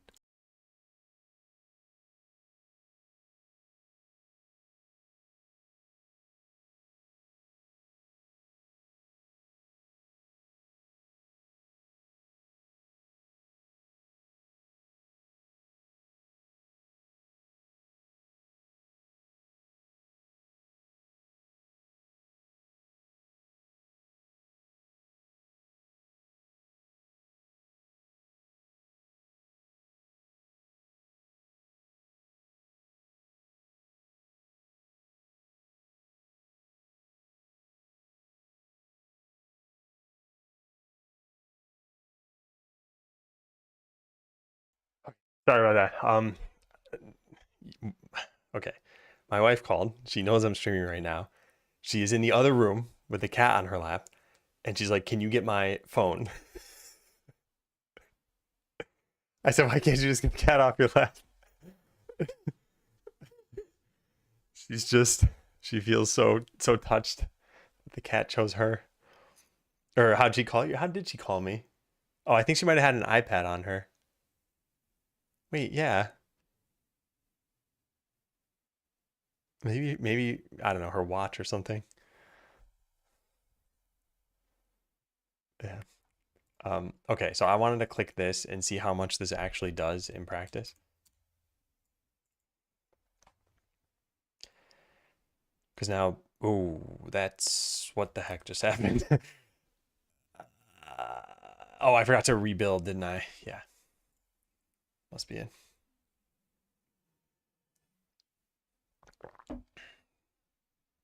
Kittens. Yeah, but our cat's not a kitten. Will there be battle recaps? I don't think so. This is one of the things that we need to see how the game goes, because here's the reason why battles even show at the bottom of the screen is because I thought if you had to click and see where they are, or let's say it was like Idle Ascendants and you had to like move the camera to where they are in the world, that you would just never go look at them because the battles are fully automated. So will you be watching this that closely and seeing like what's actually playing out over here? Maybe some people will, or maybe they will some of the time, but I think most of the time they probably just won't care. Because what you care about is when you win, you get items, and then that's what's giving you money. So, yeah, we just need to see what happens. We're so in sync. All right, I'm gonna set this to 5, and we're gonna create another instance. I want to see roughly how often this seems to happen. Wait, no, something's definitely wrong. I rebuilt that time, which means I've broken something. What did I break? Oh, 0.3. Oh my God, I meant to do 0.03. Yeah. Hey, Broken Crown. Is there a penalty for losing? Is the player jumping between fixing problems of the markets and fixing problems of the battles? The penalty for losing is essentially that there was a cost to enter the instance. So you might see something like forest costs 50 and cave costs whatever 75 and volcano costs 500. And so if you lose a battle, then you lost that initial cost that you put in. But as far as fixing problems with battle, I don't think that's how the game's going to work. And that's another big uncertainty for me is I made an entire like YouTube video about this, but with automated battles, you run in this concept of like you just need to get to a point where they're good enough, unless the difference between the floor and the ceiling is very, very large. So, hey, Travel Go Banana Night. How am I feeling about the project? I'm feeling really good. I think there's a lot of work in the next week. So there's tons of stuff that needs to be done, but I'm excited about doing it. And then I'm looking forward to hearing what the feedback's going to be. So if you've heard me talk about this, then you can kind of shut your brain off right now. But the short story of this is imagine a game like Pokemon, and I said, go fight in the starter zone. And if you were to just choose like tackle every single time, you'd win in some number of turns, right? Maybe 5 turns or something, maybe 3 turns. And if you were to choose the best strategy, you'd win in what? Like maybe 2 turns. The difference between the best you can do and the worst you could do is so minimal that what do you care if all this is just playing out anyway? So I think that's what's going to happen in this game too, which is you're going to get to a point where you're like, oh, I can click this create instance button when I have whatever 3 adventurers, and like looks like I pretty much always win these fights. And so at that point, you're just gonna be like, well, why even go bother, tweaking my adventurers anymore? Like I've got something that works, and as long as I'm pumping items into my town, I think it's fine. So yeah, we need to test this, and we need to figure out what does it actually feel like in practice. So the way I kind of look at this is I think a lot of the battles are just going to be visualizations of you eventually getting items. There's a health bar showing up above some of these floating texts. That's not good. Yeah. Will there be boss battles? Yeah, probably. Floating text can show behind health bars of battlers. That's a pretty easy thing to fix though. All right, so we coded Fireball. Yeah, we've completely coded Fireball. Next up would be Lightning Zaps. Multi-strike shoots up to X extra bolts, and each bolt can hit again for half the damage. Yeah. Okay, maybe we should check in what I've done so far as just like get Fireball working. Yeah, one of the unfortunate parts of this is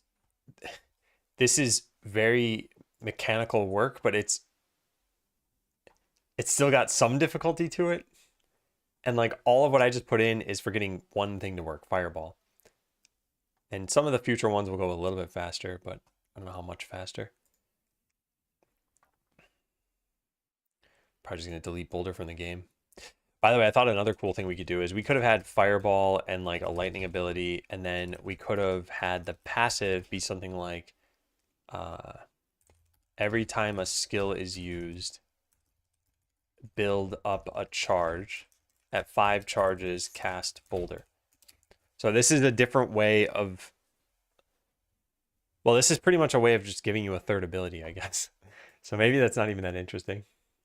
But something like this could have existed. Crazy how quick a project can balloon in size. Yeah, I think especially if you don't know why you're doing some of the changes, which is why I want to get like the bare bones basic systems in and then figure out, do people like this?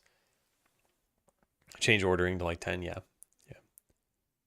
What are your thoughts on Unreal Engine blueprints instead of code? Do you find it like a cheat code to making a game? I think it's another tool, and if it works for you, then by all means use it. It would be like being good at mental math versus using a calculator. If you have a system, then use the system and consider whatever the trade-offs are. And I think there are probably trade-offs with blueprints, although I haven't ever used them, but I imagine that maybe they're not quite as fast if you're good at coding as well, or maybe, I don't know, you feel like you need to learn more to be as expressive. I have no idea, but if it works for you, then by all means do it. So if you use the phrasing feels like a cheat code, it sounds like that's something that could work for you. Chance to activate is here, but I didn't use it over in the buff. Chance is mental swiftness dot chance to activate. There we go. Nice. We've gotten rid of, oh yeah, this too. We've gotten rid of a lot of the magic numbers that we had here. All right, let's look through everything. The cooldown is something that, like I said, we need to modify at some point. So that's hard-coded in a way that should just be at the class level. This looks good though. Looks good. Looks good. Looks good. Looks good.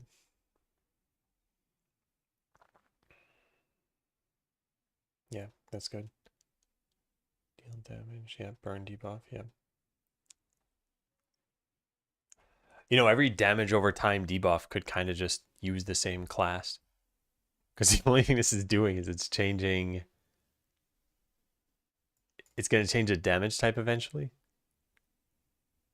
And then a couple of like, yeah, a couple of parameters here. Oh, I guess technically though, they might be different debuffs in the game. You might have a skill that says remove poison, but not a skill that says remove burn. Yeah, so they would need some kind of tag in them. That's assuming we even do that. All right, so Fireball has a chance to reset mental swiftness even faster. I like it. We put a burn debuff. We capped these things. This is its own commit. The battle system change. I gotta remember that. We added health. I'm gonna just keep that in for now. And then the town starts by showing you your skill tree. I might do that separately. Why is this closed? There. All right, so battle system I just said should be its own change. So limit or like, what do I say? Format loading damage / heal numbers. I cap the number of decimal points that can show. So we don't want the change to town, but we do want the change to everything else. These are questionable whether I should keep in the health changes, but I think they make it easier to see what's going on in a battle. We need tagging at some point to allow grouping skills and effects. What would you do with the grouped skills and effects? Because I'm still not sure we would actually need that.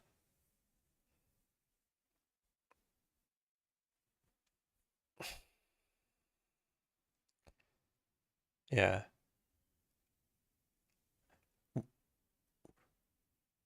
Anyway, yeah, leave it there. Since you worked with Go, what's your advice on rapid web API development in Go for a large project? I've only used Go in the context of Google, really. And from what I've read online, like Google knows what they're doing when it comes to Go usage. So I didn't run into problems that I think other companies run into when they're using Go. And I don't even know what those problems are. I think it's the same general advice I'd give with almost anything, which is stick to whatever requirements you have. Build only the things you need to build. I'm not sure there's so much more I could share there. I think it's the same as any other rapid development. Disable all spell skills for X seconds, remove all negative effects, affect some element type skills. Yeah. If we have those sorts of things, then yes, I think we would need some kind of tagging. The negative effects thing already exists though. We have an effect type. So we can figure out what's negative by just looking through these. And affecting elemental type skills, I think will probably end up framing differently so that the ability doesn't need to know. It's more like you have an elemental resist, and you also have some like elemental damage buff. And then the skills themselves know what kind of damage they're doing. So Fireball is currently, I mean, we only have one kind in the game, which is physical, but imagine at some point this is going to say fire. And when it says fire, then the damage or the battle system can know, oh, fire damage. Okay, I need to apply the buff to that. Why C# and not GD script? I find GD script a little rough around the edges still. I've got something in my notes about this. GD script. Yeah, this.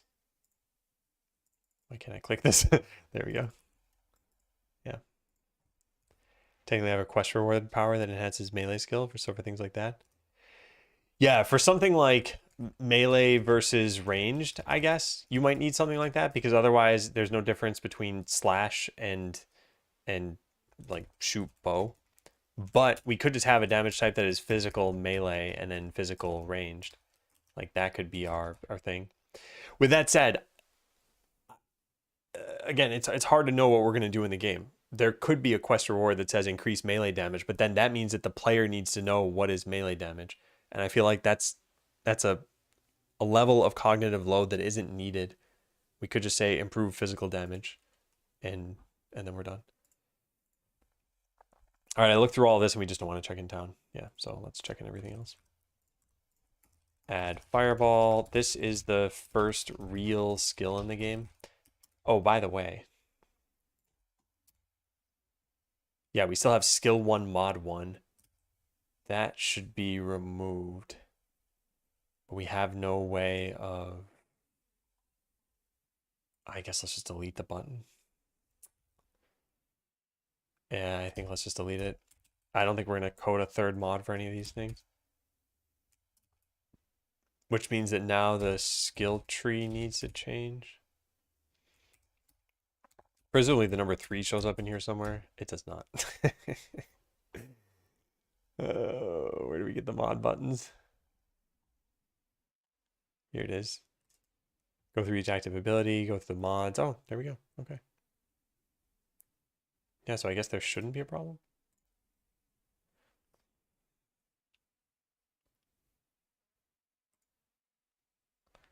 Does this break anything? No, we only have 2 there now. Oh, it does break something. Okay. No, not found mod 3. Where am I looking for mod 3? Skill tree 278. Where is mods.count coming from?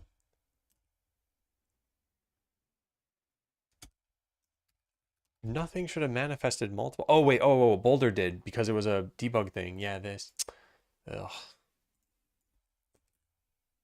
There. Forgot about that. Yeah, this is the problem of having a bunch of dummy data. So I forgot what was even in the game. It's like that power buff. Those rearing its ugly head. Which, by the way, I should give a point to Midnight Tangent Ryan for that.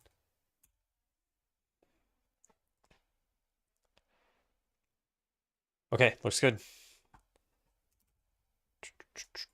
Check that in. Check that in. So this is our first real skill in the game. It has 2 mods and proper tooltips. I also cleaned up mental swiftness, I guess.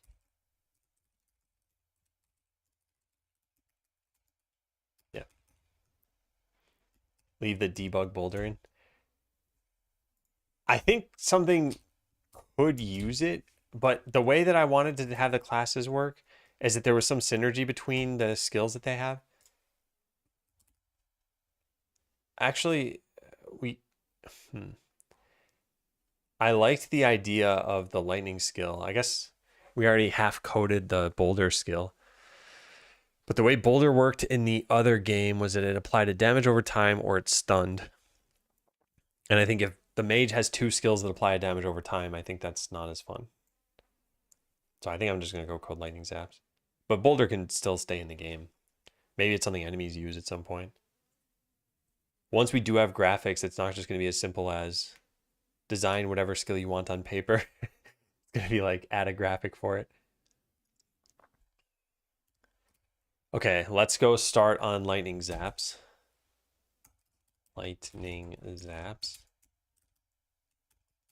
Ability ID. All right, what are we calling these things? Shoot up to X extra bolts. Let's call this intensity. Storm intensity? Storminess? I don't know. And then each bolt can hit again. Let's say like echo. What did I call it in the last game? Echo something? Echo strike. Was it? Yeah, it's called echo strike. Echo strike.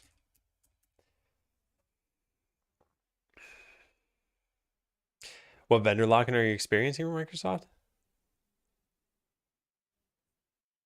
More dots. Storm intensity, please. Storm. Capital M, 2 O's.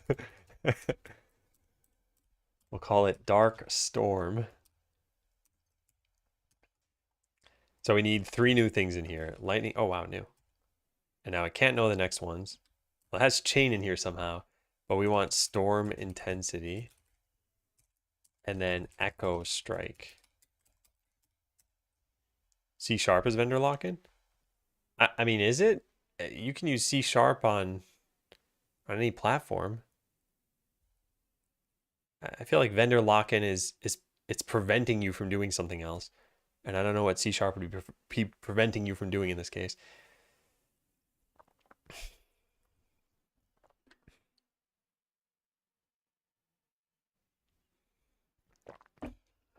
Lightning Ball. I think Lightning Ball would probably look different. I don't think it'd be hosted well on Linux. But isn't there, what's it called? What is it called? I don't know, Mono, I guess. Or .NET Core or something, yeah. Electroblast magnitude, please no. All right, so we're gonna go change some things over here. Call this lightning zaps. All right, just leave all these things. This will be broken for now. We'll call this get storm intensity tooltip. And this will be get echo strike tooltip. And there's gonna be a whole bunch of stuff here that we're gonna need to change. Then we go into all ability data and we manifest lightning zaps. So we'll copy paste all this stuff. All right, lightning zaps.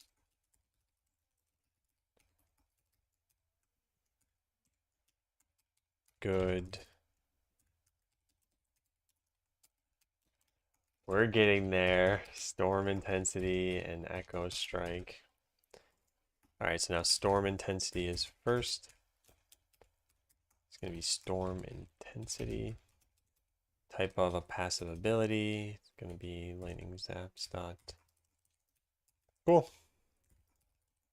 Now echo strike. This isn't too bad so far. There. So basic data is in the game. Now we need to make this work. So let's copy what it did in the old game. Oh God.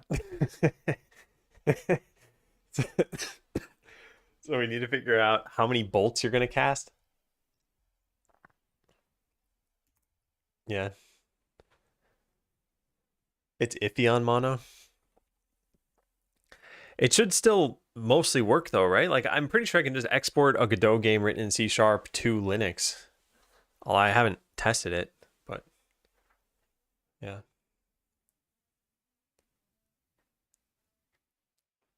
With AI coming out for everything now, do you see an AI game engine that you just tell it what game you would like and it does it for you?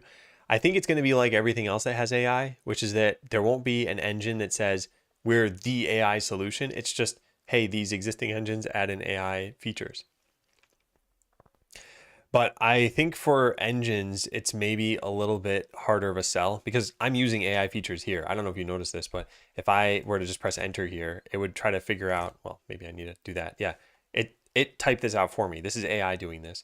Ability boulder, new boulder, type of boulder, get boulder tooltip. And I don't happen to want this line of code here, but a lot of times it's pretty good. In fact, if I didn't have the lightning stuff, it might fill that in for me. Yeah, it did. And this is exactly what I want. It's the code that I deleted, in fact. So it's writing out code that I would have typed myself. But that's the editor combined with GitHub Copilot.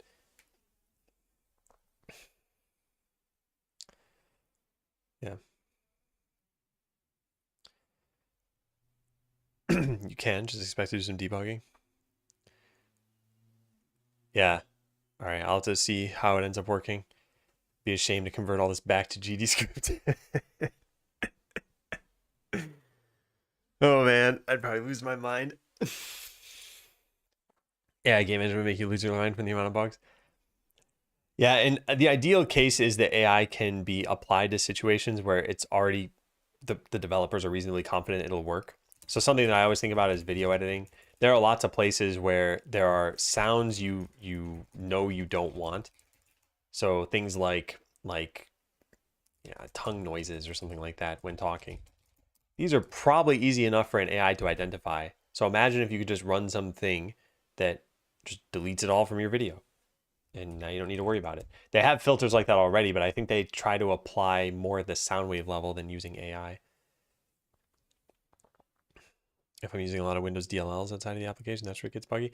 Yeah, I shouldn't be doing anything platform specific. I think the only things that I need to do that are platform specific should probably be handled by Godot, like saving a file to the operating system. And yeah, I don't need an AI to do that. Wow, thanks, Drons. Also, hi, Drons. All right, so lightning zaps. You need to figure out how many lightning bolts you should use. Int num bolts equals 3. Yes, thank you, AI. Sure, whatever. Start with 10. It doesn't really matter how many we have. Then for each bolt, we need a target. And if there is no target, just break out of this loop because it means there's not going to be another target. And then get the damage and deal the damage. Yeah. So it looks pretty good so far.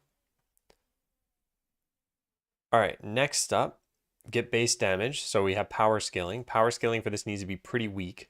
So yeah, 0.2. That sounds okay.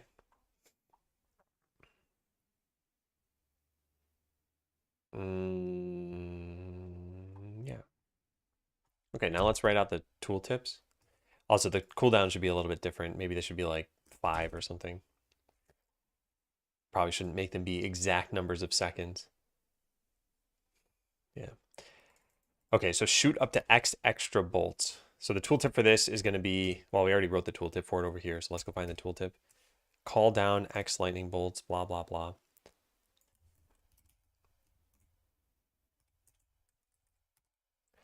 Calls down num bolts, lightning bolts, each dealing 0.0 F damage. Damage colon 0 point number.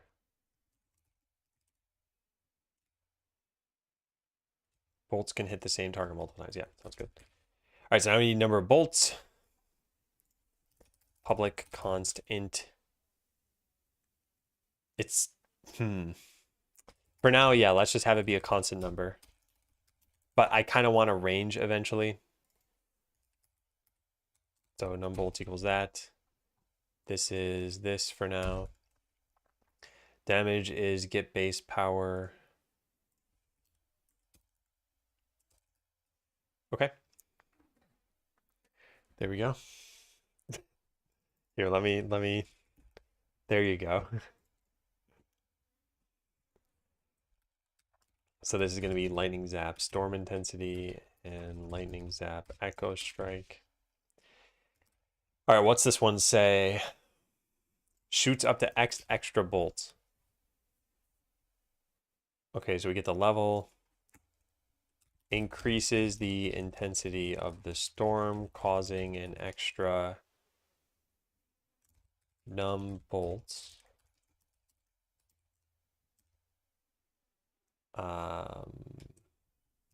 Bolts per level. Public const int storm intensity bolts per level. Let's add, I don't know, 2 per level. Sure, whatever. And then we say this per level.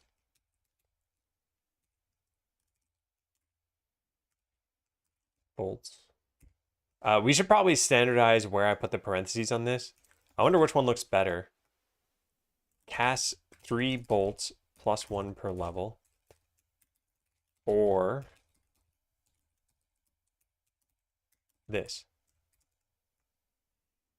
Which do you like better, chat? They both communicate the same thing, but it's just where do I put bolts, before or after the parentheses, I wonder. I think I know what I'm leaning toward. Yeah, I think I know what I'm leaning toward. Yeah, A for sure. Okay, good. That's what I was leaning toward as well. I think it does look much better. So I should write some like guide for this. Write a small guide for writing tooltips. Use the word your, specify enemy or ally, and put the parentheses after the unit.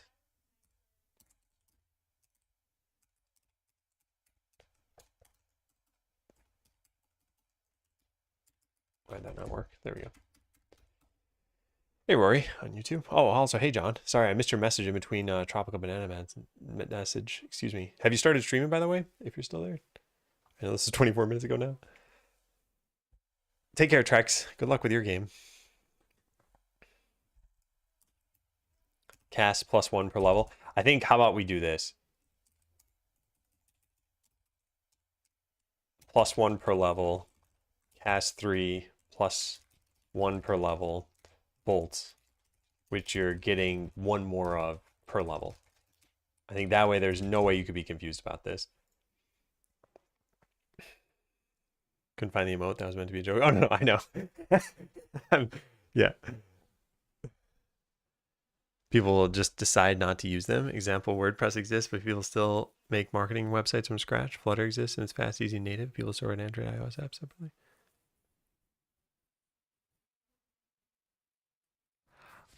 I mean, that's their prerogative, right? If they want to do that. I guess the way I look at things is in terms of incentives. Like, think what the incentive to use a good AI tool would be. It's that you save time, that you potentially write better code, that you have to do less, that you're just thinking less.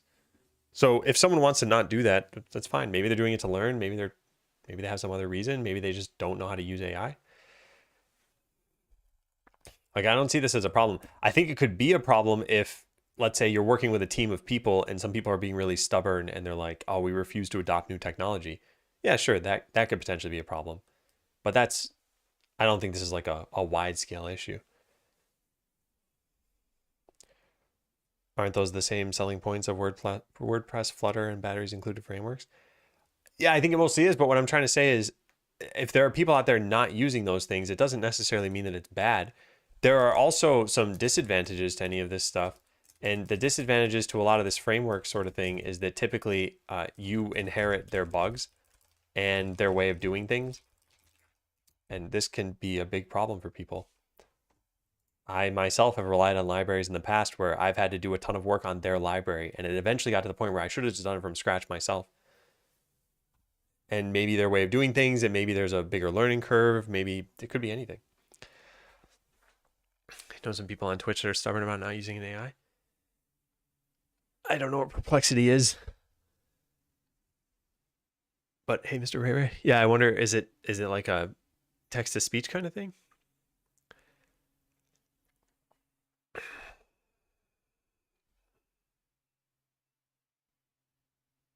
Yeah, I agree with what Chris says here too. Just because there are people out there not using something doesn't mean we shouldn't have it. Somebody brand new, you recommend C# for Godot? No, somebody brand new, I still recommend GDScript. I would just say that make sure you don't use an external editor. So use the built-in Godot editor and you'll have way fewer problems than I had. But the reason I recommend GDScript is because I think it's the more in-your-face, well-supported way of doing things and has fewer setup steps.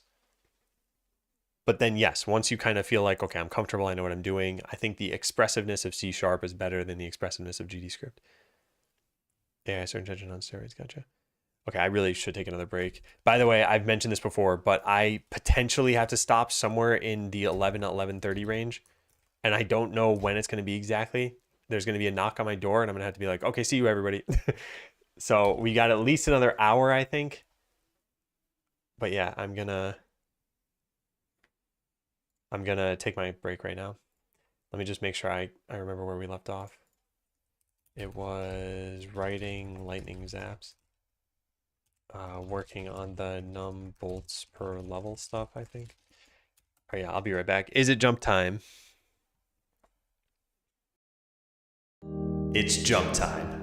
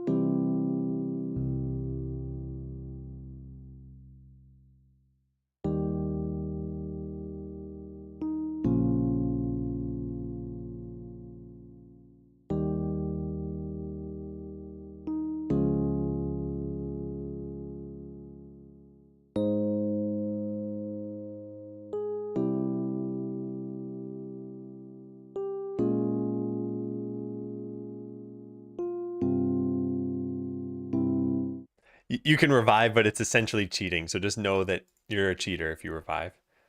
Xanis.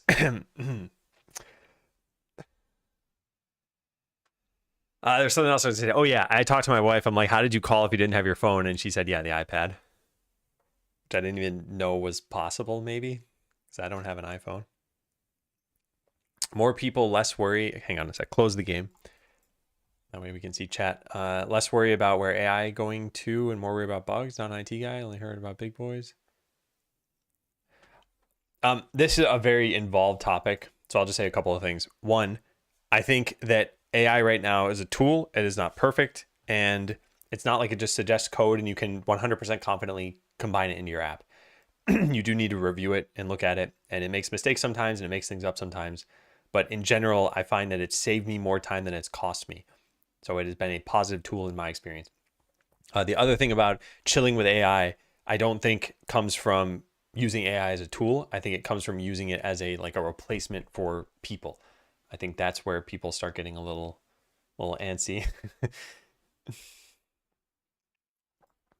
But yeah, like I said, it's a very big topic and I want to kind of just leave it at that for now.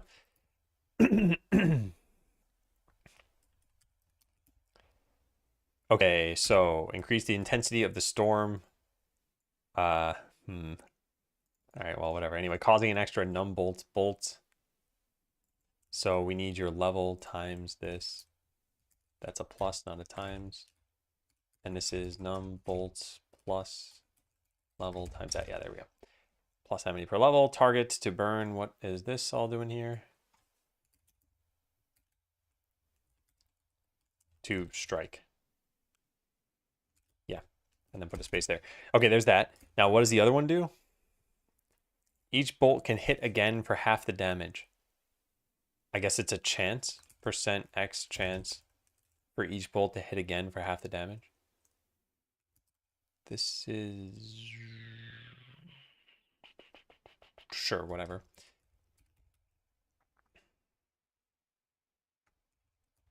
Each bolt that you cast has a level times echo strike chance per level.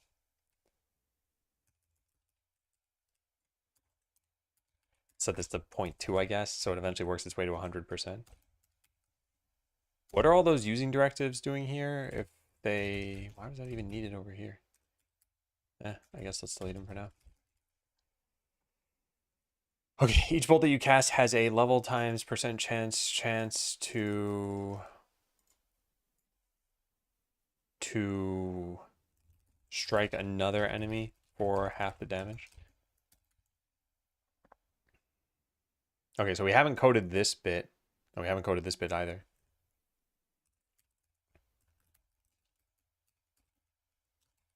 This level doesn't even exist. So this is storm intensity level. Storm intensity level.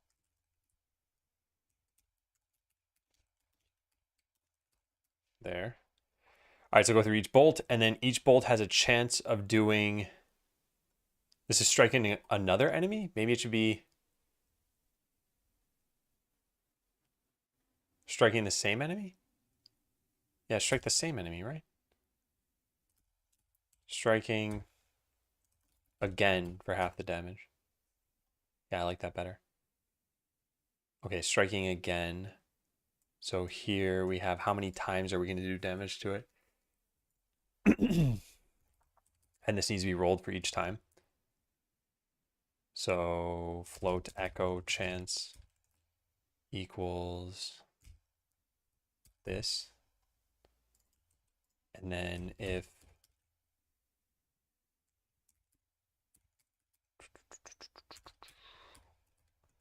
num cast equals gd.randf less than echo chance. Yep, and then just a for loop for that. Cool.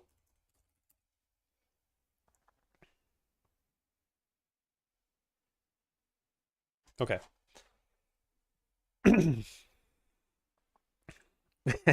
Freak technic. Hi, happy Friday. Oh, hang on one sec. Bye. Okay, don't hang on one sec. Thought that would take longer than it did. .NET format will remove all those usings for you. Oh, okay. I think I could have had it remove them all with the quick fix thing too. But it's not too bad with the nav layer thing to just manually cut them out either. All right, I think this is good. Let's try this out. Did I give the adventurer lightning zaps? I don't think I did. No, I didn't. Well, that's the last thing we have to do. And yeah, I think this should work. That didn't take too long.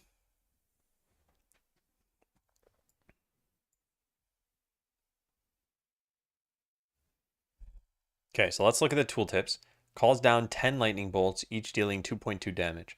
Bolts can hit the same target multiple times. Okay, and we just try this in battle. Let's make Fireball do nothing so that we can just see this thing working. Return. Okay, yeah. Fireball is going to do nothing. And that way we'll just see each does 2.2 damage. Actually, that's randomized, isn't it? So now what does it say? 2.2. But if I keep making new characters, it should be something that can change, right? 2.4, 2.4, 2.4, 2. Yeah, so it's 2 to 2.4. Anyway, this one. Oh, wait, no. Now we have too many. We're getting there. Just need to test this. So 2.4 damage, and it does 10 times. So it'll do 24, but I guess it's not going to be obvious how much it's really doing because it's going to be spread across many enemies. Oh, and it takes 5 seconds to cast. Nice. Very cool. Yeah, so that's working. Now let's try this. Increases the intensity of the storm, causing an extra 10 bolts plus 2 per... No, that's wrong. Where is the... Causing an extra level times that, yeah. Okay, well, the tooltip is wrong, but the actual amount should be correct. So this is going to say 2, 4, 6, 8, 10. Okay, so now it should do 20 bolts. Let's try that.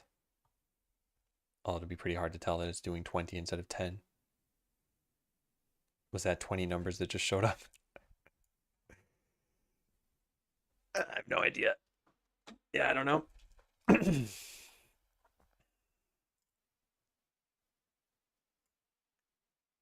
It looks like it's correct here, though. I guess the way we could test it for real is just have it be 1 by default. Also, let's set the cooldown to 3 or 2 or something.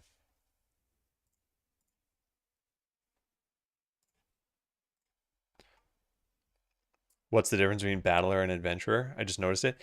Adventurer right now is just an entity. It really doesn't need to exist like this. It can just, anything could just add these components. But eventually an adventurer will probably know about its house that it lives in. It might have a sprite that wanders around town. So yeah, there might be more to it. Or so if I just create a battle, whoops, not meaning to do that, clicking the wrong buttons. All right, yeah, that's working. Now I hire a new adventurer and I highlight this new one, do that and create an instance. So now this one should do 11 lightning bolts. Yeah, that's probably correct. And the one where we saw more was it doing mental swiftness. All right, and then we just have one more thing left to test, which is the chance to do an extra bolt. So we just put points into this. Cool. So now it should do 2.4 damage and then 1.2 damage, except for I didn't make it do half the damage. So it's just gonna, yeah, it's gonna cast twice on the same target. Yeah, whoops, I forgot about the half cast thing. So if num casts greater than 0, then damage, yeah, divided by 2. By the way, this is very impressive. It's so minor, but it's also very impressive. So I just typed if num casts is greater than whatever, and this damage divided by equal to 2, I think is because it's actually reading the ability data or the tooltip that I have. This half the damage. If I said triple the damage, I bet it would know to do that. If j equals 1. Yeah. Like, that's what's really cool about some of this. It's easy, it's obvious, but it's actually reading the tooltip that I had and using that to know what it should do. Very impressive. So yeah, if j is greater than 0, then damage times equal to, damage divided by equal to. Cool. So the outside of instance kind of entity, yep, exactly. What is this? IntelliSense? This is GitHub Copilot. And it's fantastic because it can do little things like that, but it can also do some bigger things as well. And in fact, you might have seen this earlier. If I copy this, how do I do this? I need to copy it out of VS Code so that it doesn't know that it's in VS Code. So if I just put this here for right now for a sec. Okay, so let's say I had the code I originally had here, which was this. And now I have this num cast here, and I want to just put this in a for loop. So I type for, and then it gets the for loop that I want. Then I get rid of this. Actually, never mind. It did something smarter earlier, but it doesn't matter because I can't show it now. So never mind. Tend to use the chat. Maybe I'm doing something wrong. What language are you using? And hey, APX. Yeah, it's like that hacker typer thing. There's a website where you just mash on your keyboard and it types out a bunch of code that was predetermined. Create instance. All right, should do, yeah, 2.4 and then 1.2 damage. So this is working, but now check this out. This is when we ratchet this up. And we increase the intensity of the storm. So now we're going to do...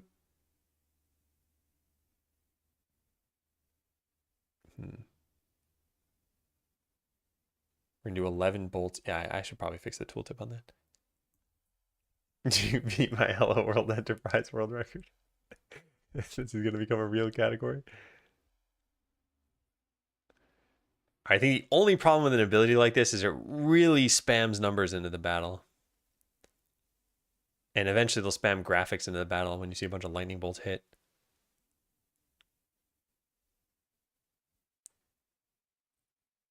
Cool, it's working. All right, got to fix the tooltip. The tooltips here should be the combination of the other two things that we have. So this should get the level of, actually, no, we should do this even better than what I was planning. All right, we'll just write this as the next thing we have to do.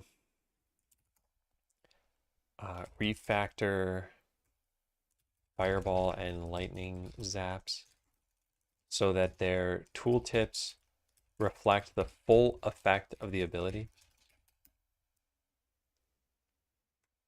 Might not be necessary. We'll probably need to extract some functions for fetching numbers of bolts, etc. How's the learning curve for the keyboard? Pretty high. This is not like, oh, I got a slightly different shaped keyboard or something. It's a very different way of thinking. So I recommend watching either that video or in the is the corner. Stop it. Or the video that's in here, my keyboard journey. This is something that I had done originally, and it talked about my keyboards that I went through and what led me to this and what my thought process was. So there are a couple of videos there. Hey, Xanox. Welcome in. Okay, I think this is working. I think we just need to set this back to 10. And even then, it's not really important because I did not try balancing anything.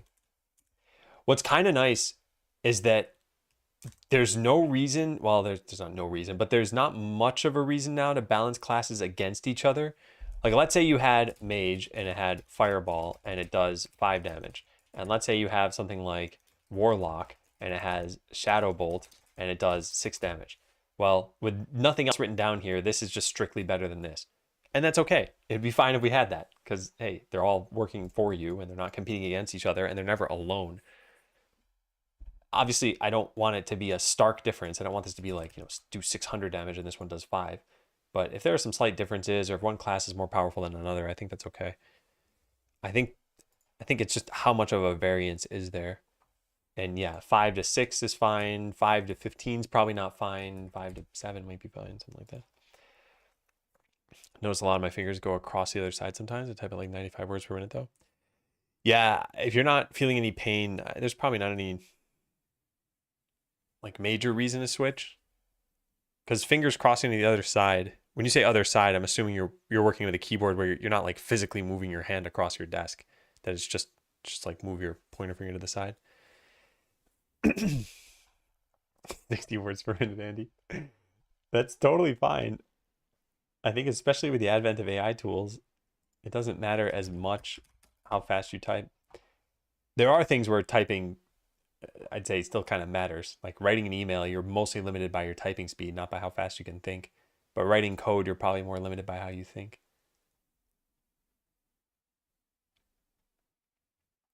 I think this is good. This is good. This is good. This is good. And this shouldn't be checked in. Cool, so it's just add lightning zaps. This is now the first fully created character class. This is what their skill tree might look like. And I mean, it's not laid out great, but it works. You can see what each thing does.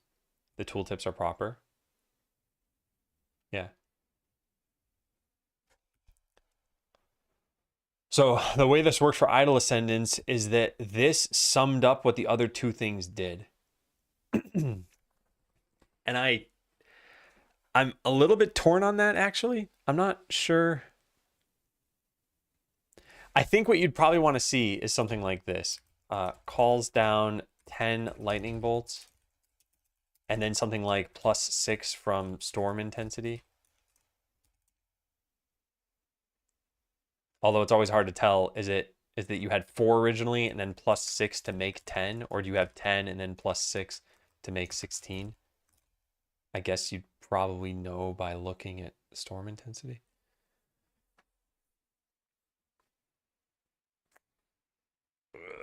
Do I even want to do this? I don't know. I don't know if it's important. No, maybe it's not important.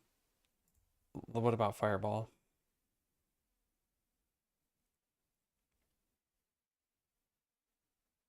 No, I think it's fine. Yeah, I think it's fine. Yeah.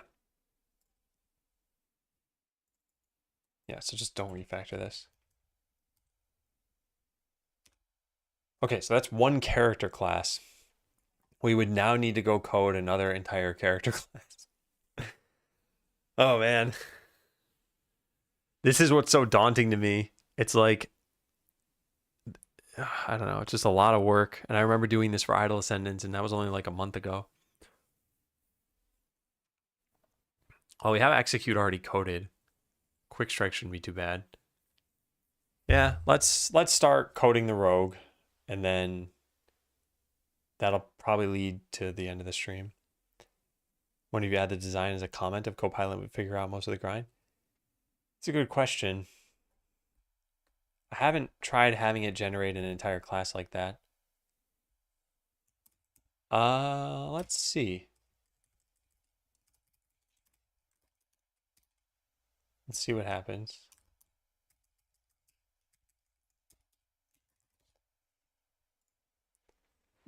I want to add in the quick strike ability, which is described in this buffer. It should represent something sort of like what Fireball already is.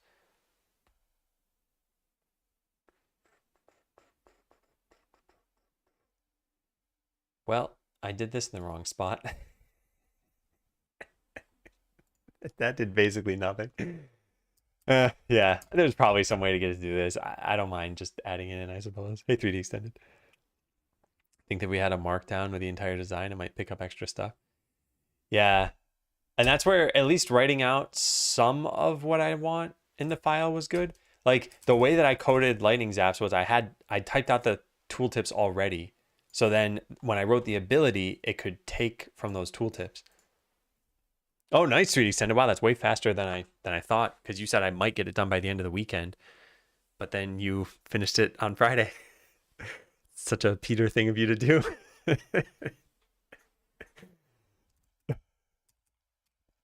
right, let's go make quick strike. Ability ID. Oh, we need names for these things. What do we call this? Quicker strike. I'm gonna call it that. And then a crit chance.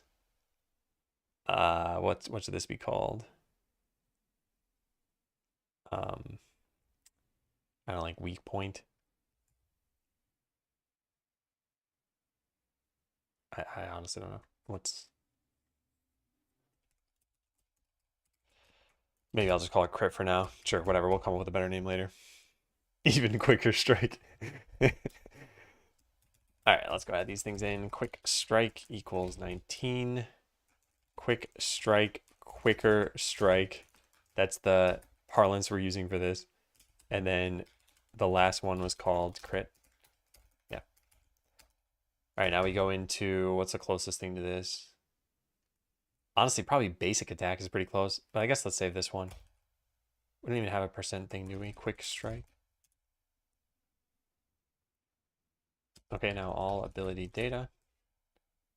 So now this might be able to just fill itself in at this point. Yeah.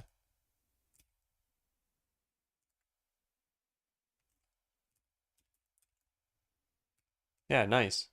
It's getting a decent amount of this. And then we want the next thing.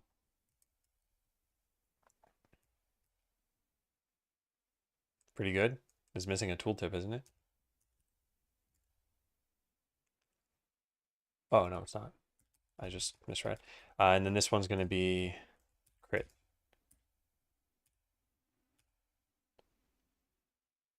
Yeah, it's pretty good. Cool.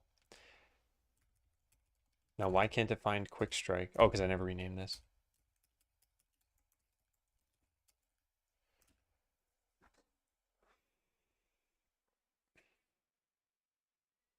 Prepare the marketing stuff some months prior and forgot. Well, that's a pleasant surprise. Yeah. Vulnerability. Yeah, that might not be too bad. I'll come up with a name later. The nice thing about this is that the names are all coded separately from the ability ID. So we could just change it at any point. Okay, so quick strike was meant to be a very low cooldown, low damage ability. So I think low cooldown should be like 0.5, maybe even 0.4. And then the damage should also be pretty low. So let's just do some quick napkin math here. If Fireball does 1.2 times your power in 3 seconds, then that means that power per second is 0.4. So this should do, yeah, probably about 0.2. Okay, yeah, reasonable. All right, get tooltip. A quick attack against a single enemy. Oh, wait, no. It always has to target the thing with the lowest health. Quick attack that always targets the enemy with the lowest health for damage. Yeah.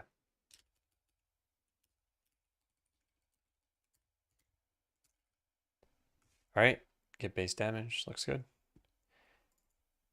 Now these tooltips are going to be get quicker strike tooltip and get crit tooltip. All right, what's quicker strike? Lower cooldown of quick strike. Oh boy, it's already 0.4. But sure, whatever. Quicker strike.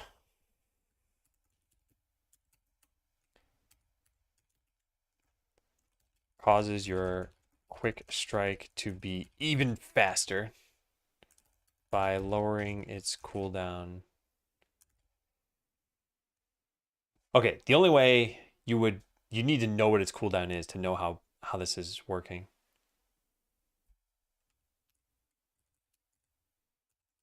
Its cooldown. Ooh, how do we say this?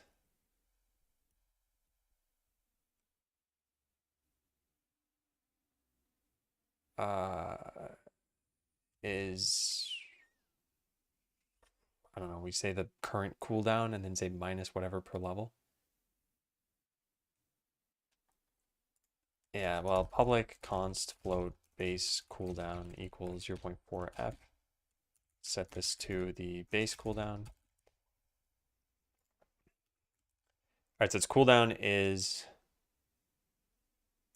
cooldown S, and then minus cooldown per level S per level. Something like that. All right, so current cooldown is base cooldown minus level times quicker strike cooldown per level. So that you can get 5 levels of this, and it starts at 0.4. What do I want the lowest to get to? Do I want to do 10 attacks per second? I feel like that's way too much. 2.5 attacks per second. Maybe go up to 6. 0.24. 0.05. Yeah, let's do that then.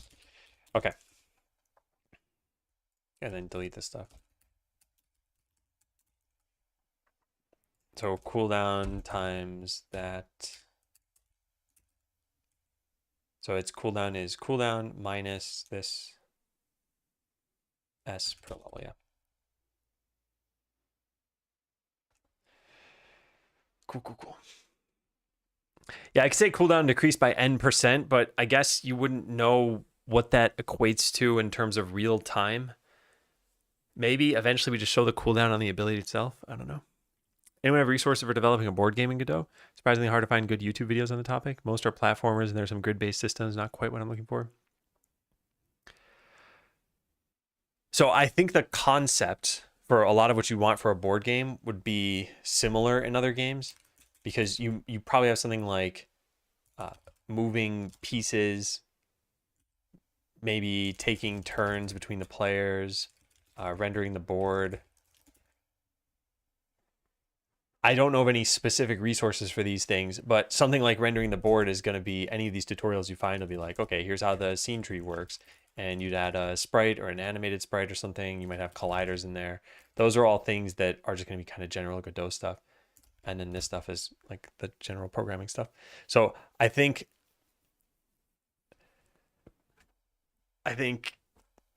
any tutorial that'll teach you some Godot is a good starting point. And then feel free to ask on Discord if you ever have any questions. I can answer them. Do this for a mod. You attack faster, but your defense is lowered. One of the things that... Okay, here's what I think is going to be tough here. Any on getting hit abilities and any on kill abilities. I think these are tough because it's a party-based system. So how do you make sure you're either getting hit or not getting hit? And if there are any tank classes in the game, then they're probably the ones getting hit more often, such that you could negate a benefit of another class by having a tank in your party, or a downside of another class. Anyway, but this is another one I was like, we'll have to just see how the battles are playing out. Is there going to be accuracy? Some abilities will have an accuracy component. Like there's an ability Crush, which would be like, you know, imagine like 2x the damage of normal, but maybe like a 30% chance to miss.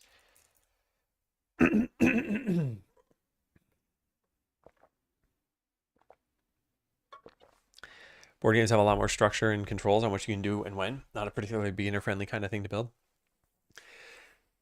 I don't know if I agree with that. I think that that structure probably makes it easier to some extent. Like I can imagine coding something like Monopoly, and you'd have a turn where I guess you, how does the game even work? You roll dice, and then you don't even choose what you're doing. You just, the character just moves on its own, right? And then depending on where you land, you have an action you could take. As opposed to a game, I think there's a lot of real-time stuff going on.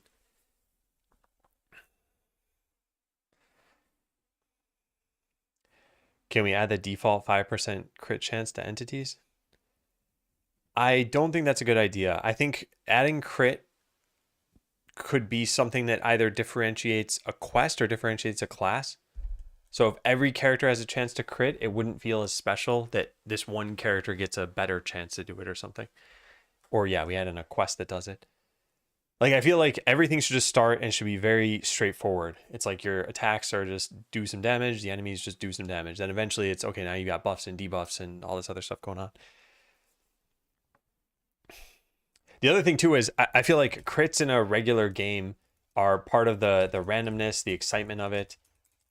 I think there should be some of that going on here, and that's why maybe the rogue should be the first character you get. But they have crit in their class. Yeah. Anyway, we'll have to see. I keep saying this, but we really have to figure out how the battle system is going, because maybe people are like, wow, this is a really, there's a lot to this battle system, even if I'm not directly controlling it. Or maybe some people are like, I don't even look at the battles.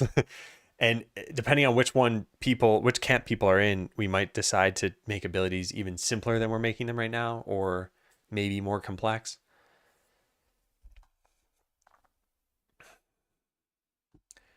Okay, so get crit tooltip adds a chance to critically hit the target for, what should the bonus be? I guess like 2 times the damage. It doesn't.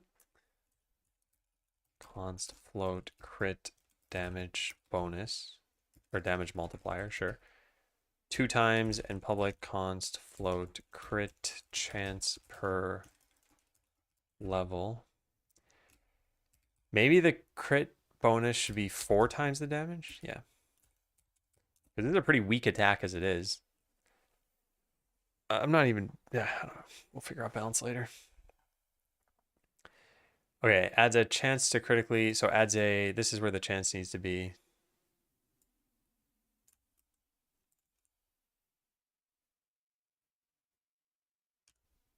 Yeah. Crit.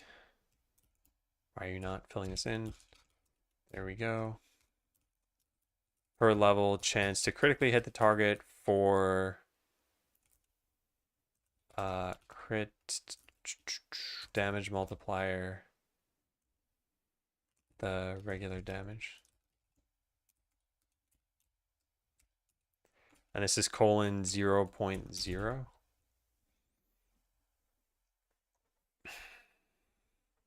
Pretty torn on the game being too simple, but I just played too many RPGs.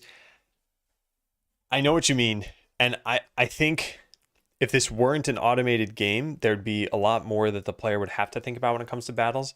But if your inputs are truly just what is your party composition, what are the skills for each party member, and then where are you fighting? That's it though. That's all you get to choose for right now. And with this, having a very deep battle system, I just don't know if it's gonna pay off for the players or pay off for us. Yeah, and that's why I think we just need to kind of test this and see. But I try to steer towards simplicity with kind of everything that we work on here. So I think there needs to be enough. It can't just be, okay, you have an attack stat and a damage or an defense stat, and that's it. And they just swipe, swipe, swipe, battle over. I think there needs to be a little bit more going on. You have to keep track of what piece can move when, what player has what properties of money. Cognitively, I think it's easier to build a real-time platformer. I guess you're thinking about different things in each case. And I think with a real-time platformer, you're probably thinking about like slopes and collision directions for platforms and enemy logic. And you'll very quickly get to the point where I think things get more complex. So imagine having an enemy character in the game that should be able to jump on platforms too. That's probably harder for someone to do than just tracking game state. But anyway, it's all in the eye of the beholder, right? Maybe there's just modalities of thinking and someone finds it easier to make a real-time game than a board game. But I tend to think, I think board games would be easier for me. And yeah, definitely UberX, that will certainly help with that complexity. I think you'll find it very easy to settle into Godot. Okay, so now when it comes to using Quick Strike, we need to target the lowest life entity, which heal did the opposite of this. So this should be pretty easy. Yeah. Well, it didn't sort, but it's kind of the same general thing. All right, so let's start with the most basic thing. We want to get the target with the lowest life. So get enemy target dot where. Actually, is there a sort here? Order by? Order by. Order by descending, I want. I don't know what's default. And we want to order it by their actual life value. So no, order ascending. Is that even a function? Is it just order by? Yeah, it's just order by. Order by their life. Yeah. And then toList sample 1. Or no, wait, we could just say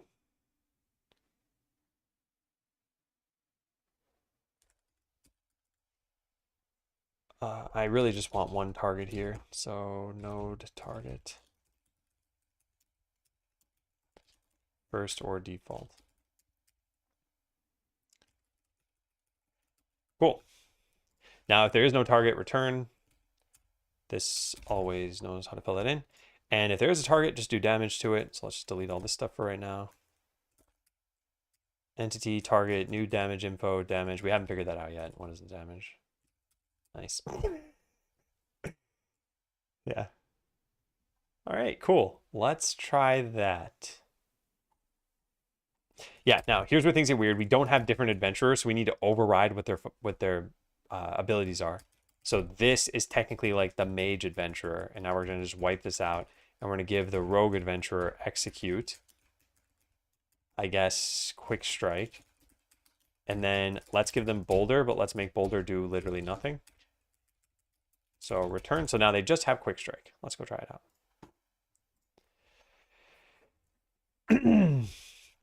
Check final logo version. Woohoo! I want to go check that right now. Never sent a final ping of this. If you need some other format, let me know. All right, check it out, chat. It's not loading. It was just too zoomed in. I like it. Yeah. Neat, neat, neat. Yeah, I want to add this into the game. Very, very good work. And I think it is more readable than the original one too. Like the aesthetic. Did I create the sprite art myself? I am not an artist. So the entirety of the credits are right there. But this was done by Quickie Joe. The sprites you see in the background were done by someone named GIF Online, who made Super Retro World. And then Quickie Joe is going to be adding in other graphics. So for example, here, this is going to be a little hard to render because I'm going to need to zoom in quite a lot. But here's the skeleton character and the different walk animations.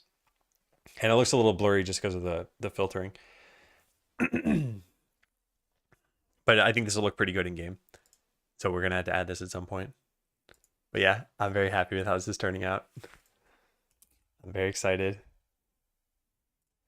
And remember, for those who haven't heard me say this a bunch of times, I actually have two very important things to say. One is that 1 week from now is going to be checkpoint number 1. It'll be freely playable and we'll need feedback. So I'm going to say this a ton of times, but if you plan on playing it, that's totally fine. Play it, play for as long as you want, play for a minute, say that it sucks at the end, but say something. So I don't care what your feedback is, but I want to hear, did you like it? Did you not like it? And I'll have a form for that.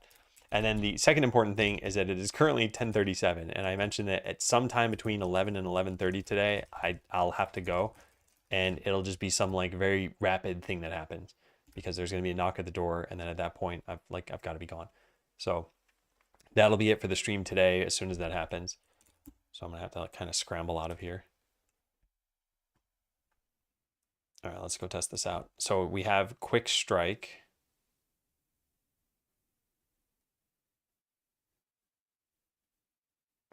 I want to render that differently. Let's see if this is working though. It does 2.4 damage to the lowest life enemy.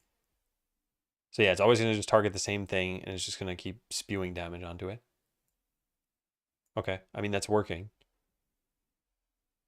So now let's try lowering the cooldown. Ooh, that got weird. That got really weird.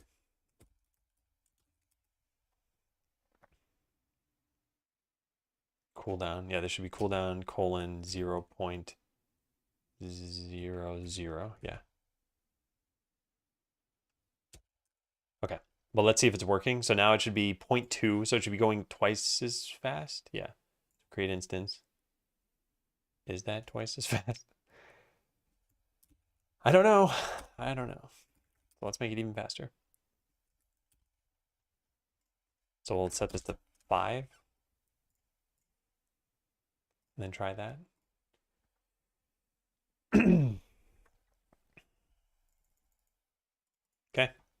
Create an instance. I think it's faster. Is it attacking 6 times per second? It probably is. Let's make it even just a little bit faster. Now in this case, it's increasing linearly, which means that the later levels are worth even more. Okay, so now it's 0.1, so it should be 10 attacks per second.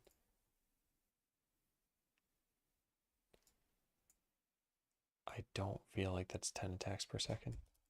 Did I change? I never changed the cooldown, that's why. Oh, well, that explains that. Whoops. How do we even do this? Because the cooldown is stored here, but each individual ability can be modified, but it's only... There's no level up. An ability is not told when it levels up. It could be when it's used, but that's kind of weird. But that's the... I don't know, that would work at the very least. Base cooldown minus skill level of that times that, yeah. And it only, yep, that's the problem. We'd have to set this to set.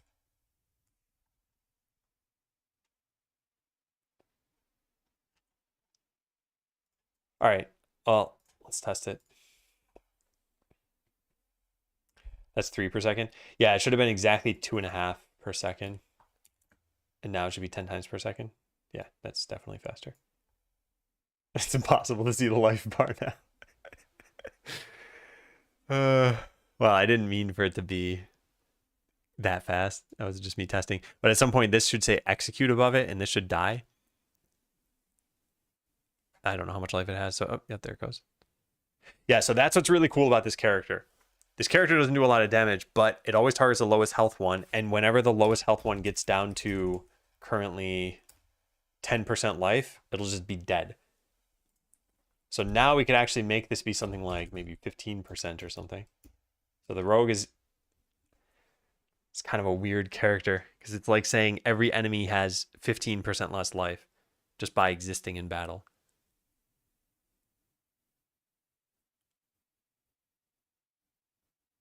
Yeah.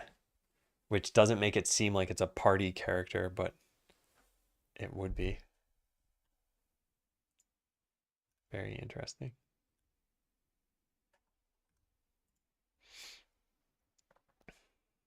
All right, then crit. We need to do crit now. So the damage can be multiplied by... It should just... If I press enter, it should just figure it out. Done. Easy peasy. This just was wrong. This should be gt.random. So if crit level is greater than 0 and the random number you roll is less than this, then multiply by that. Yeah, it'd be nice to maybe say crit above it. Although it would just be more damage. I don't know. Let's try that out. The chance is not super high for this to happen, and this shouldn't be set as high as it is. This should be back to 4. All right, let's try it. So we're going to see if crits work. Click this. 25% chance to crit for 4 times the damage. And we attack super fast.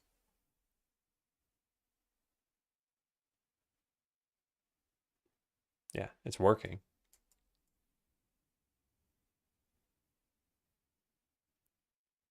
It's just that it covers the life bar. So what's going to be really cool is when we put another character into this battle, which we can't easily do. But we could kind of fake it by doing this. We can say if randf is less than 0.5, yep, put these abilities in. So you randomly are either a mage or you are a rogue. There. And then we just need to get there to be 1 rogue. So this one is the rogue, and we add another character. And that one is a rogue. Okay, that's too bad. Then we add another character. We don't have the money. And that one is a mage. Okay, yeah. So now if we get into a battle, it'll be 2 rogues and a mage. They won't look any different. But you can see the 2 rogues are targeting this. And that third one's the mage. It's targeting everything. Yeah, it's going to be pretty cool.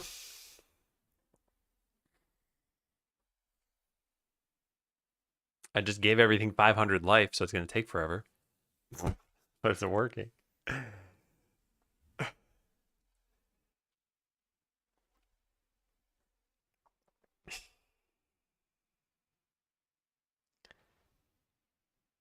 Yeah, there. I killed that enemy. Very, very cool. Yeah. So I can see this being fun. But yeah, I do think a lot of people are going to ask, what am I controlling in the game? I'm just watching battles play out. And yeah, we'll have to see how that goes. Yeah, looks like my character's going to win. Let's upgrade the storeroom in preparation for an influx of items. Do it, do it, do it. All right, that one's about to die. You can see it's a little life bar back there. Yep, there it goes. We got a bunch of items. Add some more workers. Upgrade the shops. Speed up the game. And then watch the money come in.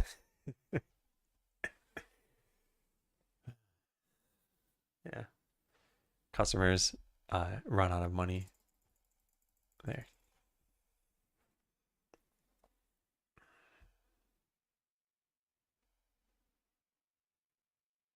Very neat.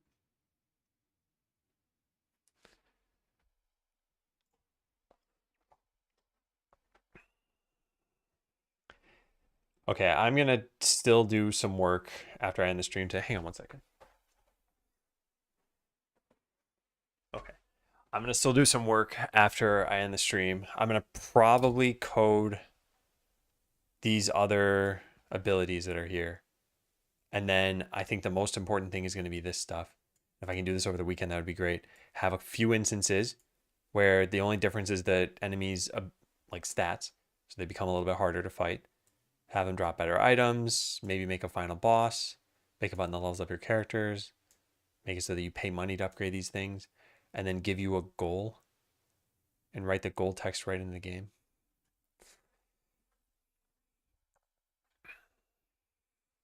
Decimals are kind of hard to read when the attacks are so fast. Feels like damage might be better with only whole numbers. Yeah, I could see that. I think one of the things I want to be careful about with whole numbers is that they don't get to these like human non-understandable levels. You know, like a number like this, where it's really hard to compare quickly against, okay, there's another character doing this much damage, but maybe 3 times as fast. Is that better? And like, no, it's not better in this case. But yeah, and that's where starting with small numbers is good, because I think you still have a general idea of like, okay, yeah, that's about 1 damage. That's not too bad. But yeah, once you start multiplying everything by 10, then yeah, you start getting into those territories. We'll see. We'll see how that goes. I'm not married to that idea of having decimal numbers. I also think some of the floating text could be changed a bit to make it slightly clearer what's happening. Like, this is too fast. Slow this down.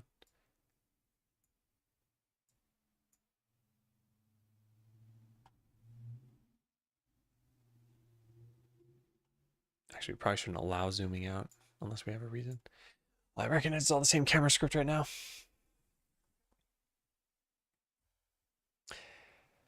I've been playing Stardew Valley recently, and I feel like Stardew Valley is a game where you are constantly building up your farm, your town, your character over the course of a very long time. And I've been thinking about it, does this game need something like that? Like, should there always be a new system or a new thing to get to? And I think you've always got to be careful about where you add complexity to games. What you see here is a simplistic view of what's planned, but yeah, maybe, I don't know. Maybe there's other stuff you can do or you can customize. Auto format numbers. Yeah, but when you need to start auto formatting numbers is when I think the game becomes like idle genre game, where it's like, oh, I'm doing 42 million per hit. So now do I just ignore the times when I'm doing 10,000? I'd like them to just be in the sort of old school RPG number range of 9999 is like the most damage you can do.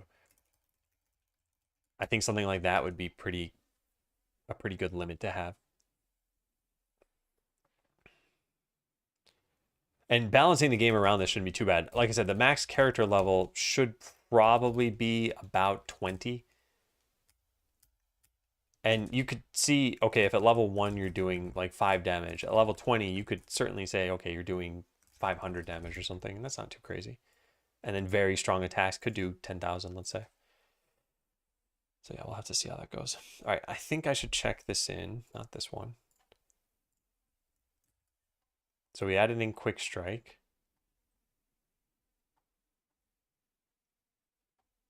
Yeah. Yep. Cooldown is now modifiable. This, oh, what's wrong here? Oh, add trailing comma. The way that this shouldn't be checked in. The way that I got the cooldown to change is a little weird. So these two things shouldn't be checked in. Yeah, the cooldown is set on use. Technically, the ability should know that it's leveled up and have some way of modifying it. And it shouldn't be something that happens on use. But this is, I think, the only case of that. So it's not a bad thing to put it into here.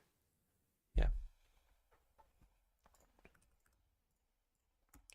Add Quick Strike. Nothing uses this ability yet, but I tested it manually.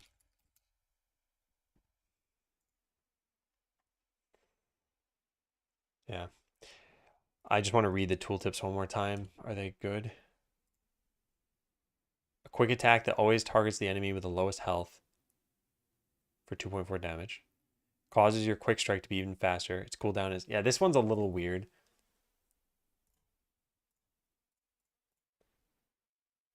technically you have enough information to work back to what's the base cooldown.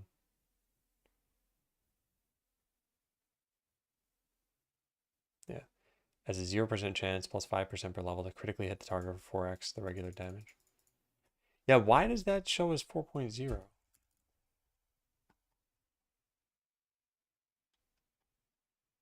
Oh, because that's supposed to be a number sign. Oops.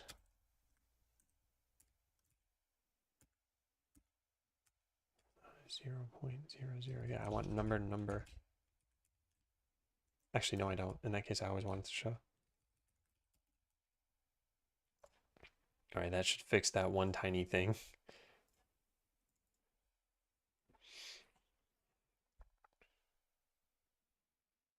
Yeah, nice.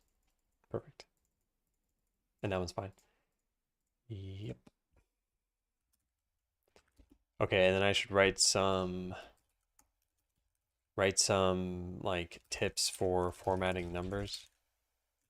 0.00 versus 0. Number, and then P0 versus P1, etc. All right, got a lot of stuff ahead of us. Let's check this in and push and fill out the journal above. Added in some abilities, could only stream in the morning. Melnsy, welcome back. Thanks for the resub. 2.5 years. Yeah, I'll show where I left off right here. For anyone like Melmsy, you might just be coming in. But we've had the town system in the game for a little bit now. And I just added in some different abilities. So now we have Quick Strike, we have tooltips, we have the skill tree here. And you can put points in. And then get into a battle and it'll use those abilities. So here we have the rogue class and it's got quick strike and then an area of effect ability. But we can hire a mage and the mage has fireball. I'll just put points into a bunch of these things. There, fireball and lightning zaps. And if we create an instance with a mage, I mean, since they're just damage numbers, it looks pretty similar. But you'll see burn happening over here.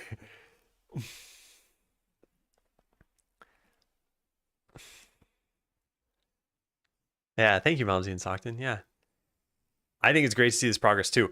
I don't think either of these characters could win the battles that they're in, but if they did, it would produce items and put them in your storeroom, and then it would restock. I mean, it's like me clicking the button, but you won't have the button when you play the game. So the goal is to get this to be playable in a week, and so people can download it. I don't know what platforms it's going to be on.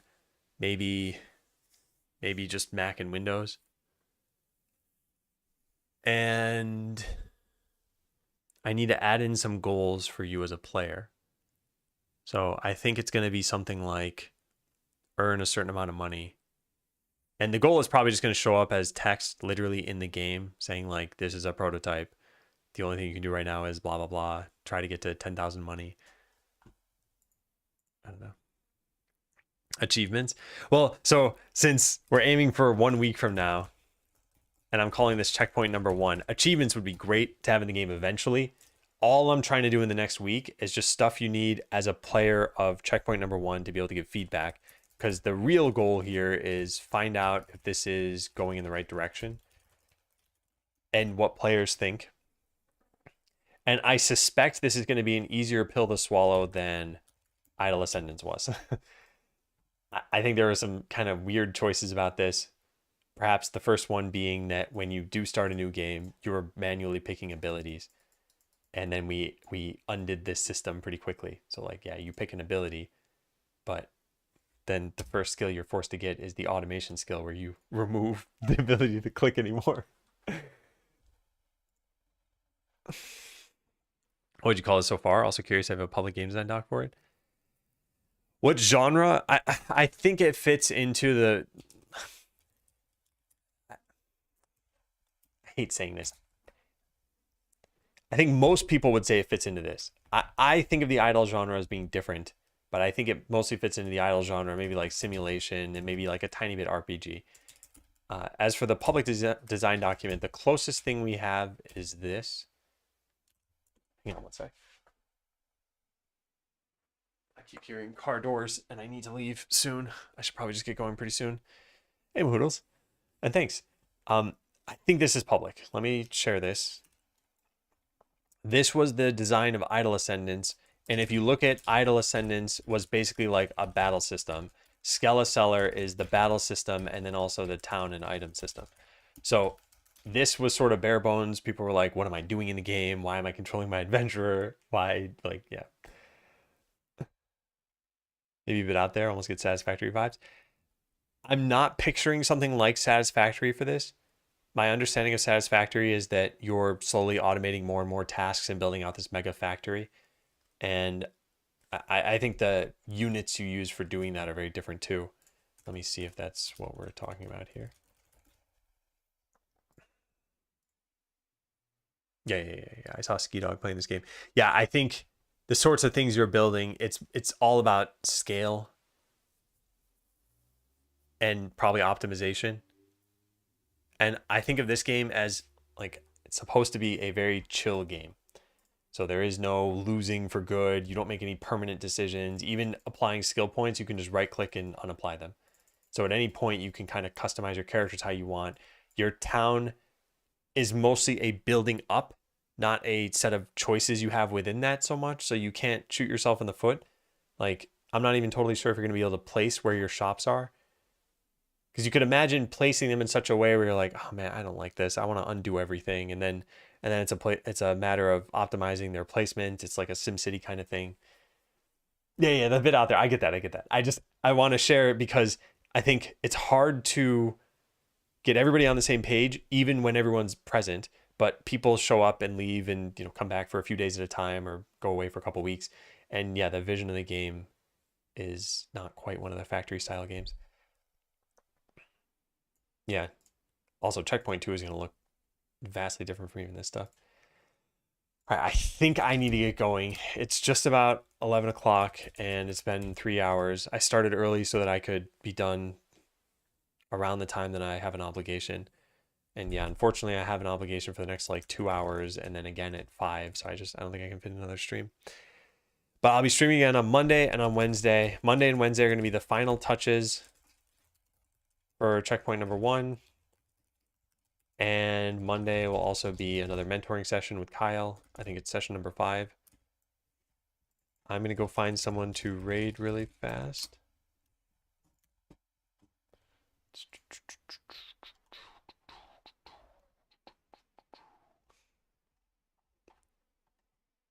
Actually, there should be different people on in software and game dev since I'm not usually on at this time. Have I rated this person? Let's see. Am I following them? Because if I'm following them, I have rated them. No, I'm not. Okay, yeah, let's raid this person. I'm trying to raid pretty much everybody in software and game dev. Well, thank you all for watching. I want to just point people, if you haven't already seen it, to the new YouTube video that I did on rapid prototyping. I very, very highly stand by this advice, and I'm trying to follow it myself a lot of the time. But yeah, I hope you all have a great weekend. I'll be back on Monday. It'll be a full set of streams, and we'll just keep working toward the checkpoint number 1 release, which should be on Friday. So thanks again. See you later. Take care.